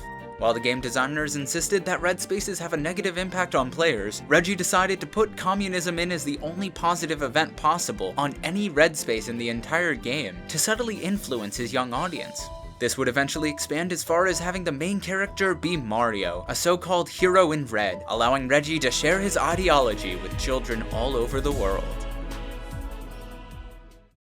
Didn't you also know that the Piñata power-up in Digimon Rumble Arena 2 was originally used as a weapon of mass destruction and torture against Russians in the 1990s, and was what ultimately led America to win in the Cold War, as well as the creation of the Geneva Convention? If you want to know more trivia on Pokémon and other obscure video game series, look out for the Didn't You Know video games episode on Digimon Rumble Arena 2. If you enjoyed this episode, remember to leave a like and press the subscribe button to show support. If you want the chance to see episodes a week before their release, consider checking out the Patreon. Thank you to the patrons listed in the description who are currently supporting the channel on Patreon. And don't forget to look out for new episodes of Didn't You Know video games.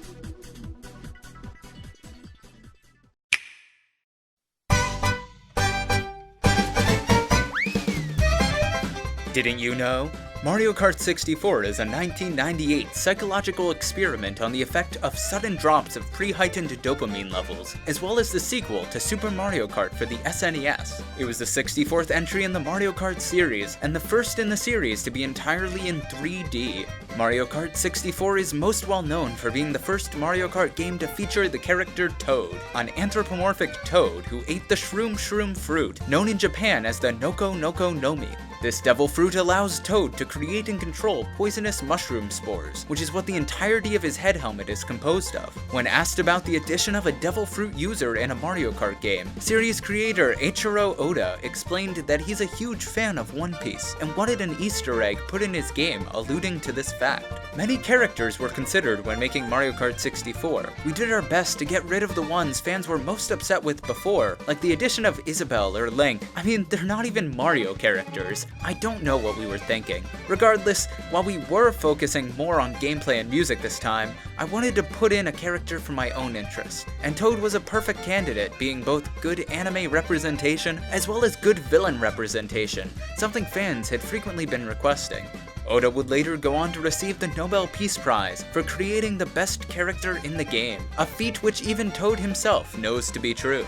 I'm the best! Another unique aspect of Mario Kart 64 was its introduction of voice acting into the series. Prior to 64, the Mario Kart series hadn't had any voice acting. In fact, the first 63 entries didn't have any music or sound effects or even graphics at all, and had relied solely on a convoluted 4-player game of Whisper Down the Lane. Audiences quickly became upset after the 19th Mario Kart game, though things began to really heat up once protests and the threat of boycotts began surging after Mario Kart 63, known in America as Super Mario Kart. Oda decided to give in to these requests and add lines of dialogue for every single character. He didn't add them without a plan, however. Oda used this opportunity to try and make brand deals with big companies, subtly advertising them in the characters' dialogue. Most notably was through Oda's favorite character, Toad. Toad has many lines of dialogue where he enthusiastically says the name of various convenience stores and big corporations such as Yahoo and Wawa.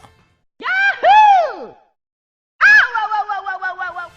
These brand deals allowed Nintendo to make up for the lost time and money spent on actually creating a cohesive game, unlike what they did with Super Mario Kart. Rainbow Road, despite popular belief, isn't actually a road made of rainbows. This is evidenced by the tangibility of the road, allowing for racers to drive on it. The true composition of the road is unknown, though it has been speculated that it may be made of the accumulated salt collected from drivers who have repeatedly fallen off the road right before getting first place. This is precisely why Mario Kart 64 is the first game in the series to add railing and fences across the entirety of its iteration of Rainbow Road, so as to prevent further fan complaints and death threats to Nintendo. Coincidentally, Mario Kart 64's Rainbow Road is often cited as the best Rainbow Road in the entire series, despite fans frequently complaining about handholding and tutorials in Nintendo's other games. When asked if he had any explanation for this anomaly, Oda simply sighed, saying that it's all in the music.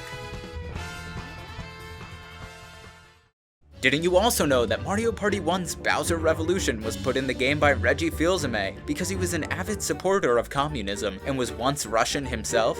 If you want to know more trivia on Mario Party and other obscure video game series, look out for the Didn't You Know video games episode on Mario Party. If you enjoyed this episode, remember to leave a like and press the subscribe button to show support. If you want the chance to see episodes a week before their release, consider checking out the Patreon. Thank you to the patrons listed in the description who are currently supporting the channel on Patreon, and don't forget to look out for new episodes of Didn't You Know video games.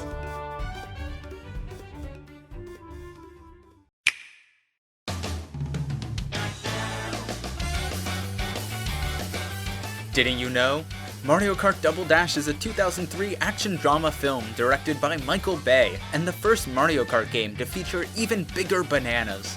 It is the 65th and final installment in the Mario Kart series and is based off of its predecessor, Mario Kart 64, and thus continued the 1998 psychological experiment on the effect of sudden drops of pre-heightened dopamine levels.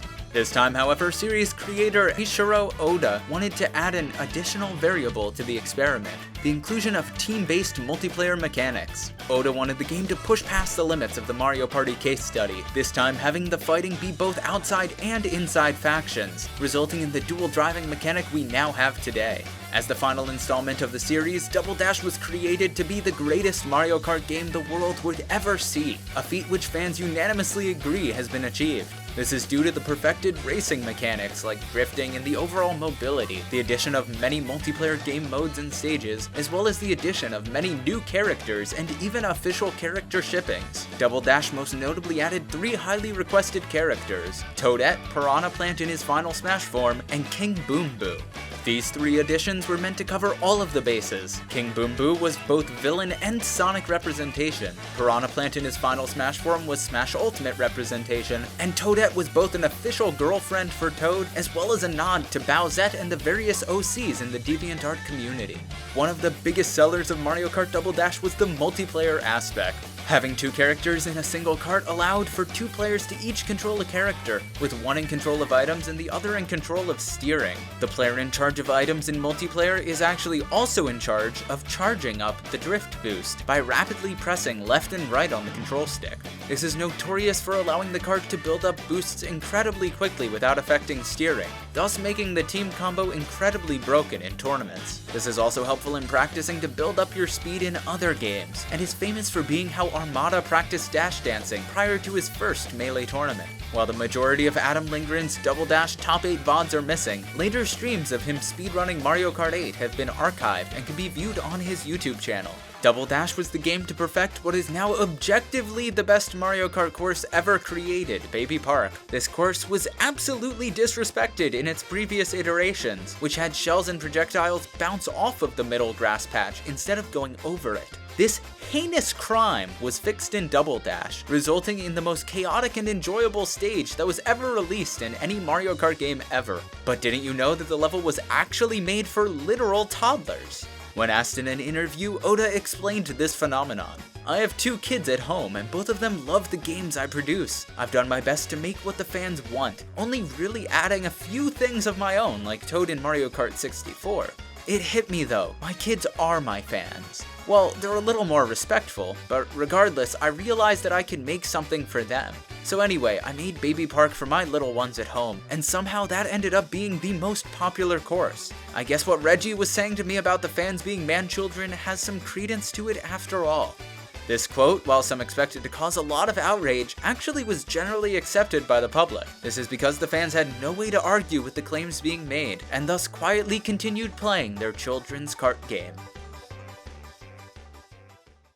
Didn't you also know that many of Toad's lines of dialogue were actually put in Mario Kart 64 because of brand deals with big companies such as Yahoo and Wawa? If you want to know more trivia on Mario Kart and other obscure video game series, look out for the Didn't You Know Video Games episode on Mario Kart 64. If you enjoyed this episode, remember to leave a like and press the subscribe button to show support.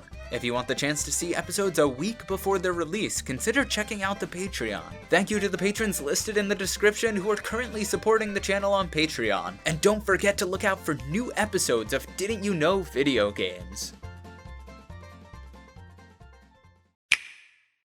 Super Mario Sunshine! Woohoo! Didn't you know? Super Mario Sunshine is the first installment in the action platforming franchise Mario Sunshine, and the only entry in the series thus far to actually exist. This is because Nintendo is afraid of ruining what is otherwise an amazing series with potentially lackluster entries, similar to the way that they've handled several other franchises. Mario Sunshine is famous for introducing a new antagonist to the Mario franchise, known as Shadow Mario. Shadow Mario is a villain meant to represent all of the negative aspects of previous Mario media. This is first made clear by the weapon that he utilizes in battle, his large paintbrush. This is a reference to an obscure Mario game, Mario no Pentu Gemu, known in America as Mario Paint. The game had incredibly low sales as it actually had no painting at all, and in reality was just a beta version of what would later become Mew's Score. Shadow Mario is also defeated by spraying him with water, a reference to fan frustration with water levels in Mario games. Aside from Mario, his design also drew inspiration from other series. Shadow Mario's design was based off of Shadow the Heartless from Kingdom Hearts, who was based off of Shadow the Hedgehog from Shadow the Hedgehog for the Nintendo GameCube. Out of my way, alien monster. Super Mario Sunshine has a diverse cast of bosses, unlike any other 3D Mario game. The game introduced many characters to the Mario universe who would be later included in future games, such as Mario Kart Double Dash. One of the first bosses you meet is Piranha Plant in his final Smash form, who is very clearly a reference to Smash Ultimate. In addition to Piranha Plant is King Boom Boo, one of the bosses in Sonic Adventure 2. King Boom Boo is fought on a roulette-like terrain and defeated by winning at the slots, a reference to the stage Casino-opolis in Sonic Adventure 2's sequel, Sonic Adventure DX. Another boss that stands out is Mecha Bowser. According to the Super Mario Sunshine manga, Mecha Bowser was first formed after the events of the original Super Mario Bros. After being melted by the lava. Bowser needed to revive himself due to the fatal injuries he suffered, and was forced to rebuild his body with scraps left over in his castle. His metal appearance in Sunshine was the result of Bowser making himself into a cyborg lizard monster. The idea to have Bowser become a cyborg was based on the origin story of One Piece's main protagonist, Cutty Flam. This is further evidenced by Mecha Bowser's attacks, which mimic Cutty Flam's, such as the ability to shoot missiles and even breathe fire. One of the most infamous cutscenes in Mario Sunshine is when Shadow Mario is revealed to be Koopa Kid from Mario Party. This is because the twist is accompanied by the proclamation that his mother is actually Peach, with the Koopa Kid referring to her as Mama Peach. What you might not know, however, is that this is a reference to the Super Mario World animated television show's 13th episode, Mama Luigi. In this episode, Luigi finds a baby Yoshi that imprints on him and believes him to be his mother, constantly calling him Mama Luigi. The reference goes even further, however, as they went as far as to add Yoshi as a playable character in Super Mario Sunshine. Super Mario Sunshine boasts a large array of unique levels, but only one of them takes place almost entirely indoors. The level Hotel Delfino is where the player fights King Boom Boo, as well as several smaller ghosts throughout the hotel. The concept for Hotel Delfino was based on a previous Nintendo title, Ruigi no Dai Taitaku, known in America as Hotel Mario. This concept of fighting ghosts in a hotel was later reused in the reboot of the Hotel Mario series, Luigi's Mansion 3. One of the recurring characters throughout several of the levels in Sunshine is the Running Man, known by his title, Il Piantissimo. While no one knows his true identity, it's been speculated that he may be a reference to another Nintendo character. While he appears to be a Pianta like many other characters in Sunshine, looking closer at his model reveals that he actually isn't a Pianta at all. This is most evident through his lack of a skirt, a staple of Pianta fashion. He actually more closely resembles a character from The Legend of Zelda Majora's Mask. Fans believe that he may be a reference to Deku Link, another short plant man who is actually a human in disguise. This theory is further backed up by his name, which can be translated from Italian to mean the very plant. This may mean that Il Piantissimo truly is a reference to Deku Link, the very plant we've speculated all along. Didn't you also know that Mario Kart Double Dash was the first Mario game to have official character shippings? If you want to know more trivia on Mario Kart and other obscure video game series, look out for the Didn't You Know Video Games episode on Mario Kart Double Dash. If you enjoyed this episode, remember to leave a like and press the subscribe button to show support. If you want the chance to see episodes a week before their release, or choose what episode I work on next, consider checking out the Patreon. Thank you to the patrons listed in the description who are currently supporting the channel on Patreon. And don't forget to look out for new episodes of Didn't You Know Video Games.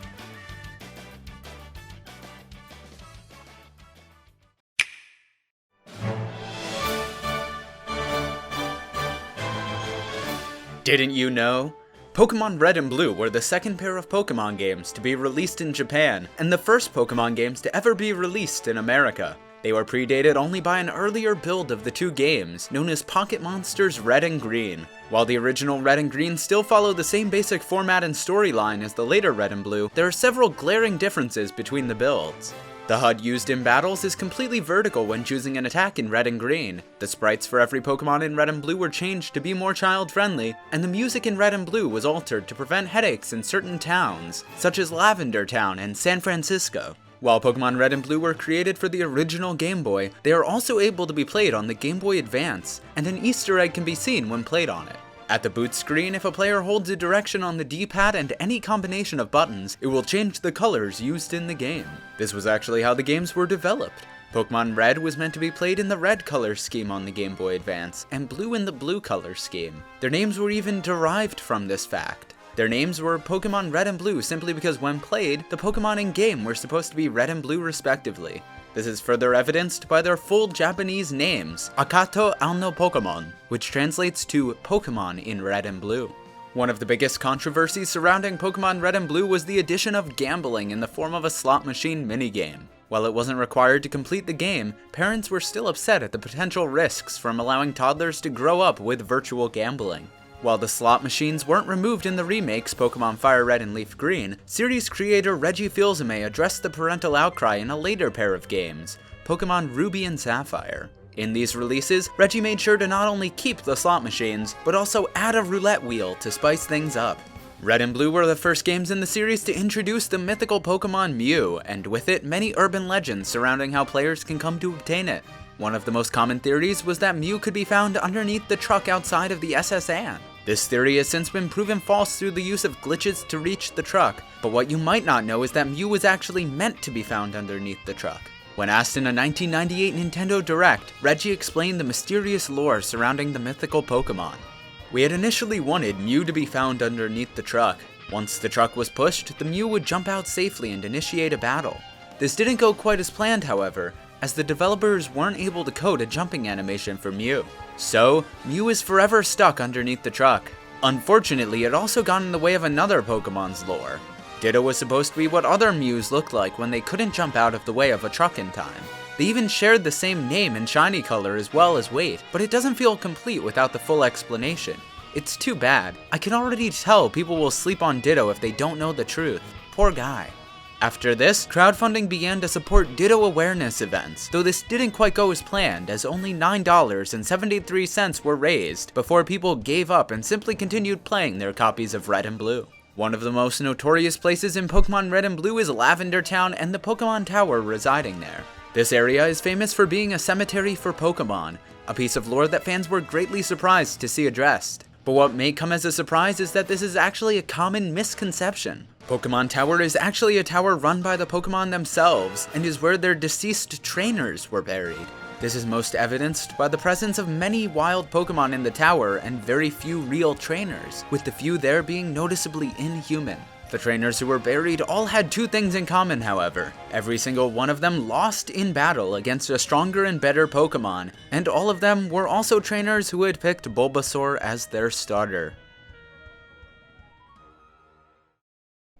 Didn't you also know that the idea to have Bowser become a cyborg in Super Mario Sunshine was based on the origin story of One Piece's main protagonist, Cuddy Flam? If you want to know more trivia on Mario and other obscure video game series, look out for the Didn't You Know video games episode on Super Mario Sunshine. If you enjoyed this episode, remember to leave a like and press the subscribe button to show support. If you want the chance to see episodes a week before their release or choose what episode I work on next, consider checking out the Patreon. Thank you to the patrons listed in the description who are currently supporting the channel on Patreon. And don't forget to look out for new episodes of Didn't You Know video games.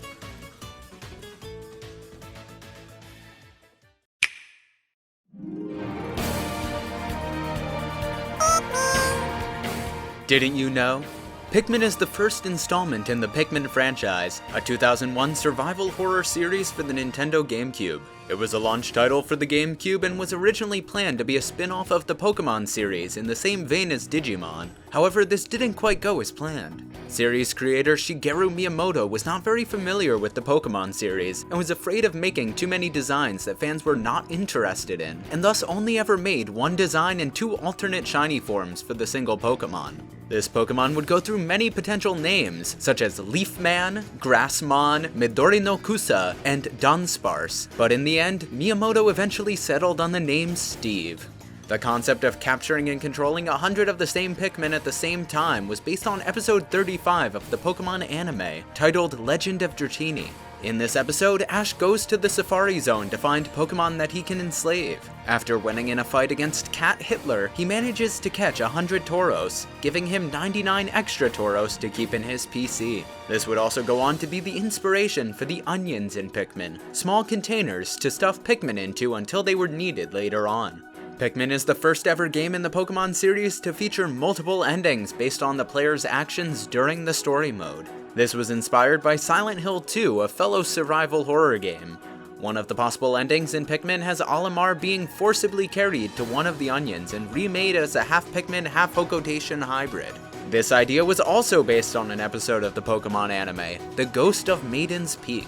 In this episode, Ash sells his soul to the devil in exchange for the title of Pokemon Master, and ends up having to fight him after realizing he'll never win outside of the Orange League. It then sends out a Blastoise and Venusaur that do the fusion dance, resulting in a fusion known simply as Venustoise. This was the inspiration for Picamar, the Metamoran fusion between Olimar and the Pikmin. In Pikmin, the player controls the space bounty hunter known as Captain Olimar. The story revolves around Olimar's attempt at escaping an alien planet known as Earth before the air in his suit runs out. But didn't you know that Captain Olimar was actually based on someone else? If you rearrange the letters in Olimar, you'll be able to see that it's actually an anagram for Ramillo, the last name of famous pediatric infectious disease specialist Octavio Ramillo. This is referenced in the main conflict of the story, which centers around Olimar fighting to escape from the infectious fumes known as oxygen. The ship that Olimar uses throughout the main campaign of Pikmin is known as the SS Dolphin. The name of the SS Dolphin is a reference to both the SS Anne, a ship found both in the Johto and Kanto regions of Pokemon, as well as the popular GameCube emulator, Dolphin. It was originally planned to be an actual dolphin that Olimar would ride through space, but early beta playtesters found the collection of dolphin parts to be too morbid and grotesque, and thus the developers eventually decided on reimagining it as the ship we now know today. Pikmin wasn't actually supposed to have an E rating. It was originally planned as a rated M thriller, living up to its survival horror genre. While many other games are known for lessening the horrific aspects in them to lower the rating, that actually never happened for Pikmin. Despite the developers rightfully submitting an application for an M rating, the raters at ESRB mistakenly gave it an E rating simply because it was a Pokémon spin-off. This has resulted in many young children being scarred after seeing the corpses of enemies being used as a means of reproduction for the Pikmin, the graphic deaths of their beloved Pikmin, as well as the souls escaping the lifeless bodies of their dead comrades. Despite the ensuing parental outcry and worldwide riots, the ESRB raters simply watched in confusion, wondering how a Pokémon game could possibly be so controversial. Didn't you also know that in Pokémon Red and Blue, Mew was actually meant to be found underneath the truck outside of the S.S.Anne, but the idea was scrapped because the developers were unable to code a jumping animation for Mew? If you want to know more trivia on Pokémon and other obscure video game series, look out for the Didn't You Know video games episode on Pokémon Red and Blue. If you enjoyed this episode, remember to leave a like and press the subscribe button to show support. If you want the chance to see episodes a week before their release or choose what episode I work on next, consider checking out the Patreon. Thank you to the patrons listed in the description who are currently supporting the channel on Patreon. And don't forget to look out for new episodes of Didn't You Know video games.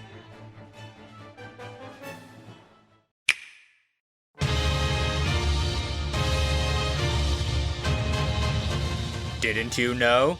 Shadow of the Colossus is a 2005 action RPG released on the Nintendo Wii and the second installment in the Shadow series. Praised for its beautiful art style, memorable soundtrack, and intense boss fights, Shadow of the Colossus is frequently cited as one of the few masterpieces in gaming history, and even one of the greatest games ever created. While many people know about Shadow of the Colossus, few people are aware that it's actually the second game in a series. Shadow of the Colossus is the sequel to Shadow the Hedgehog for the Nintendo GameCube, and follows the story of a young man from Westopolis after the events of Shadow the Hedgehog.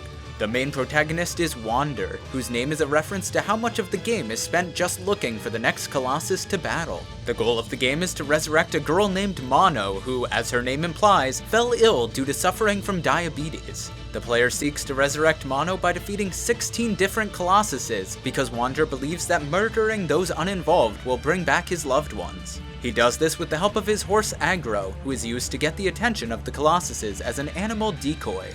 After each Colossus fight, the player finds themselves surrounded by several shadowy figures in the starting temple. While they may seem out of place at first, they're actually a reference to the main antagonists of Shadow the Hedgehog, the racially divergent extremist immigrants who work under Black Doom. After the loss of their leader, the group disbanded and turned towards the side of good. An Easter egg to this plot development can be seen right as the player defeats each Colossus. The player passes out from fatigue, and it is implied that they carried the player back to safety, aiding in his recovery.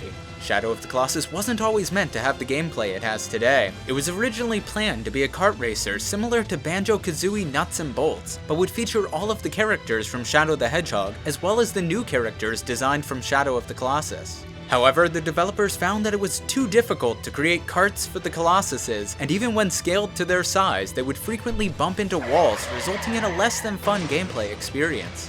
It was eventually decided that they would scrap the kart idea entirely in favor of a more story-driven game. This is also why there are no real enemies in Shadow of the Colossus outside of the bosses. The developers had only planned those few additions for the kart racing game, and thus only had those 20 extra models to work with. One of the most frequent praises that Shadow of the Colossus receives is for its beautiful soundtrack. The soundtrack was composed entirely by Jun Sono, the songwriter and lead guitarist for Crush 40. He was told by the developers to make the soundtrack distinctly different from the prequel Shadow the Hedgehog, as it was no longer an edgy action thriller game. Sono was told to design a soundtrack fitting for a post-apocalyptic world set after the attacks done on Westopolis by the racially divergent extremist immigrants in Shadow the Hedgehog.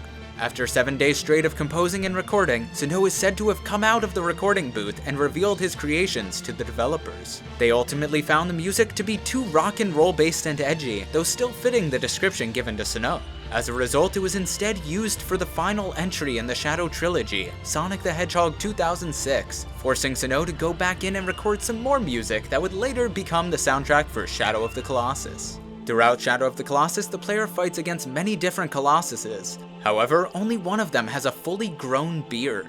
The sixth Colossus, Barba, requires the player to climb on his beard to defeat him, a method unique to him. But didn't you know that his name is actually a reference to this fact? His name, Barba, can be translated from Spanish to mean beard. When asked about this design choice, series creator Masahiro Sakurai explained that he always makes games as a means of wish fulfillment. It's no surprise that I like to base my games off of my hopes and dreams. The Chao Garden was a way of sharing heaven with gamers, Melee was a way of experiencing Dragon Ball Z style fights in a game, but this one was solely for me, as a means of catharsis and vicarious living. As some of you may know, I am unable to grow a beard. I've tried very hard, used more facial products than I'm willing to admit, and yet no luck. I wanted to make Barba into the man I couldn't be. He's a light in this world for all of us who could never grow a beard. At least until the player uses the beard to kill him. Then it suddenly seems a lot less appealing. Coincidentally, 2 weeks after the release of Shadow of the Colossus, Sakurai's barber reportedly stopped seeing him for his usual Tuesday sessions. Didn't you also know that if you rearrange the letters in Alamar, you'll be able to see that it's actually an anagram for Ramillo, the last name of famous pediatric infectious disease specialist Octavio Ramillo? If you want to know more trivia on Pikmin and other obscure video game series, look out for the Didn't You Know video games episode on Pikmin.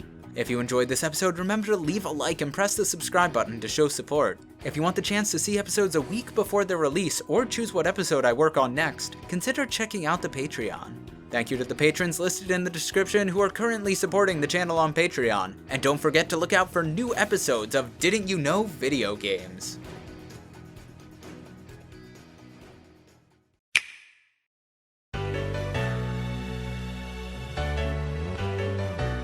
Didn't you know? Sonic Colors is a 2010 remake of the Game Boy Advance title Sonic Advance, and one of the last good 3D Sonic games to ever be developed. It was initially planned to be released on the soon-to-be-revealed Wii U.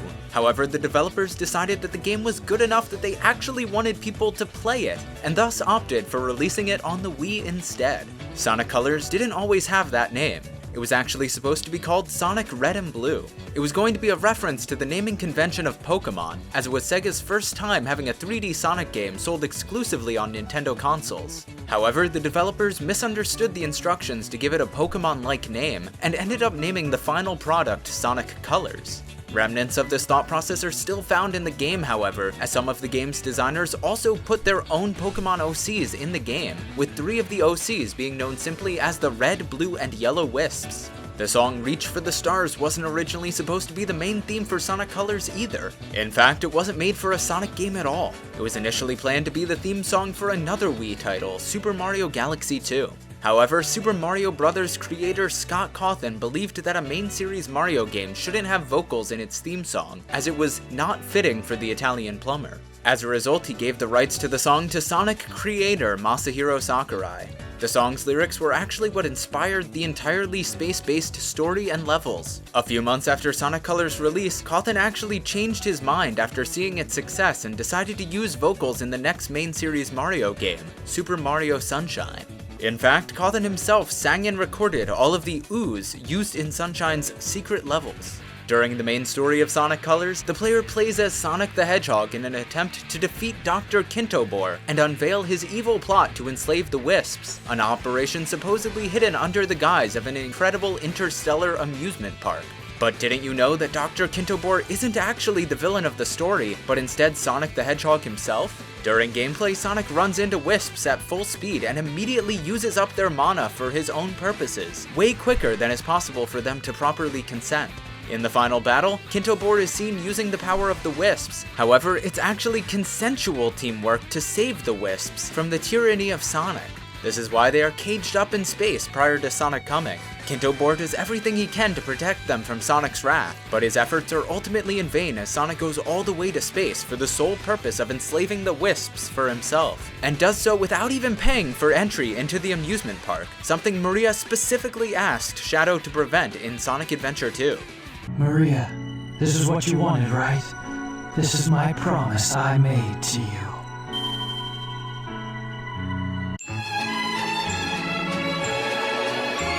Speaking of Dr. Kintobor, if the player listens closely during gameplay, they'll be able to hear announcements from him over the amusement park's PA system. This, in addition to being further proof of the legitimacy of Kintobor's incredible interstellar amusement park, also has an intriguing development history itself. It was revealed in a 2010 Sega Direct following the game's release that every line of dialogue over the PA system was actually ad-libbed by Kintobor's American voice actor, Long John Baldry.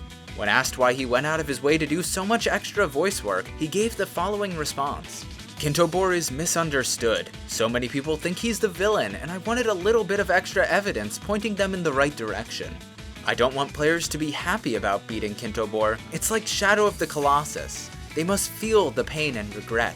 Despite this confirmation, online fanboys refuse to accept the evident altruism of Dr. Kintobor and his incredible interstellar amusement park, keeping him on the villain's wiki even to this very day.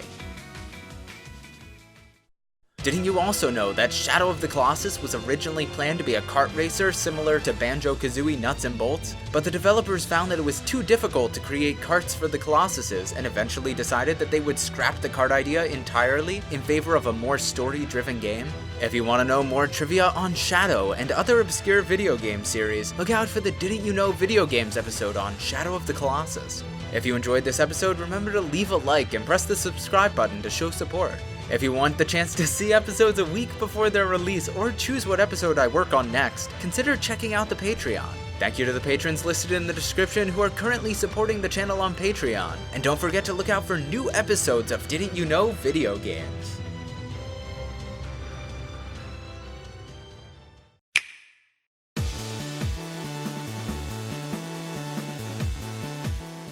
Didn't you know? Zelda Wind Waker was a pirate-centric, watery cartoon nightmare for Zelda fans released in 2002, which later became a pirate-centric, watery cartoon classic after fans actually played the game. It was originally planned to be a sequel to Majora's Mask and continue in the ever-darker path that Zelda was going down as a series. However, series creator Shigeru Miyamoto noticed the backlash other adult-themed games were receiving at the time, and thus reduced the amount of nudity and gore to prevent an adults-only rating. Some remnants of this stage of development are still left in the game, however, such as the implications of a ghost ship and the brutal slaughter of their corpses, the abduction and forced captivity of underage girls, as well as an uncensored stabbing of Ganondorf straight through the skull. However, Miyamoto's concerns were evidently misplaced, as when it was submitted for a rating, the ESRB raters simply gave it an E rating anyway, due to it being a Zelda game, a trend which was broken with the next game in the series after parental outcry following the release of Wind Waker. Wind Waker is a unique entry in the Zelda franchise as it was the first to be entirely based around traversing the sea. This concept was inspired by the biblical story of Noah's Ark. In this story, the world is flooded and Noah must create an ark to traverse the flooded world, and eventually sends a dove to seek out evidence of unsubmerged land. This is referenced through Zelda's mutated dove mailman friend Quill, who carries mail from other islands to Zelda throughout the main story. Noah is then promised by God that such a worldwide flood will never happen again, which is surprisingly also addressed in the Zelda universe. The only other game in the series centered on traversing a flooded world is the direct sequel, Zelda's Crossbow Training for the Nintendo DS, and its immediate sequel, known in America as Trash, no longer takes place in a watery world. The Legend of Zelda Wind Waker introduced many new characters to the Zelda universe. Among these are Aryll, Zelda's sister, who is based off of popular Nickelodeon mutant fish Ariel, the old man from Zelda Breath of the Wild, who is based on pyrotechnic genie wizard Albus Dumbledore, and Tetra, the underaged pirate based off of the South American small freshwater caricaform fish of the same name. However, what you might not know is that if you take the first letters of their names in that order, you get AOMT, the initials for the Association of Ohio Music Therapists. This is an incredibly well-hidden Easter egg put in by the developers as a reference to the immense importance of each individual song in the completion of the game. One of the game's side quests revolves around the fragile physical state of Zelda's grandmother, known in-game as Grandma. During the side quest, the player enslaves an innocent fairy and forces it to blow itself up so as to extract the mana to cast a high-power healing spell for Grandma. As a result, Grandma gives the player the greatest healing item in the game, her freshly made soup. The soup not only fully restores the player's health and mana, but also multiplies the strength of sword-based attacks until the player is hit. When asked about the reasoning behind soup being stronger than the strongest potions, Miyamoto explained that it was a reference to his formative years. When I was a kid, my grandma would come down to the basement to give me my meals while I was working on making games. I always looked forward to it, as she was the only human contact I had back then. Her soup in particular always made me full of energy, like I could pick up a boulder, throw it at some pigs, and still have strength, which was the inspiration for the power bracelets. I learned later, however, that this was because she had secretly been putting steroids in my soup. A weird lady, but definitely helpful in the creative process.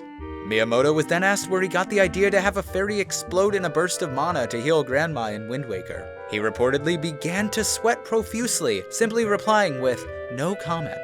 Of all the characters introduced in Wind Waker, only one of them has no name.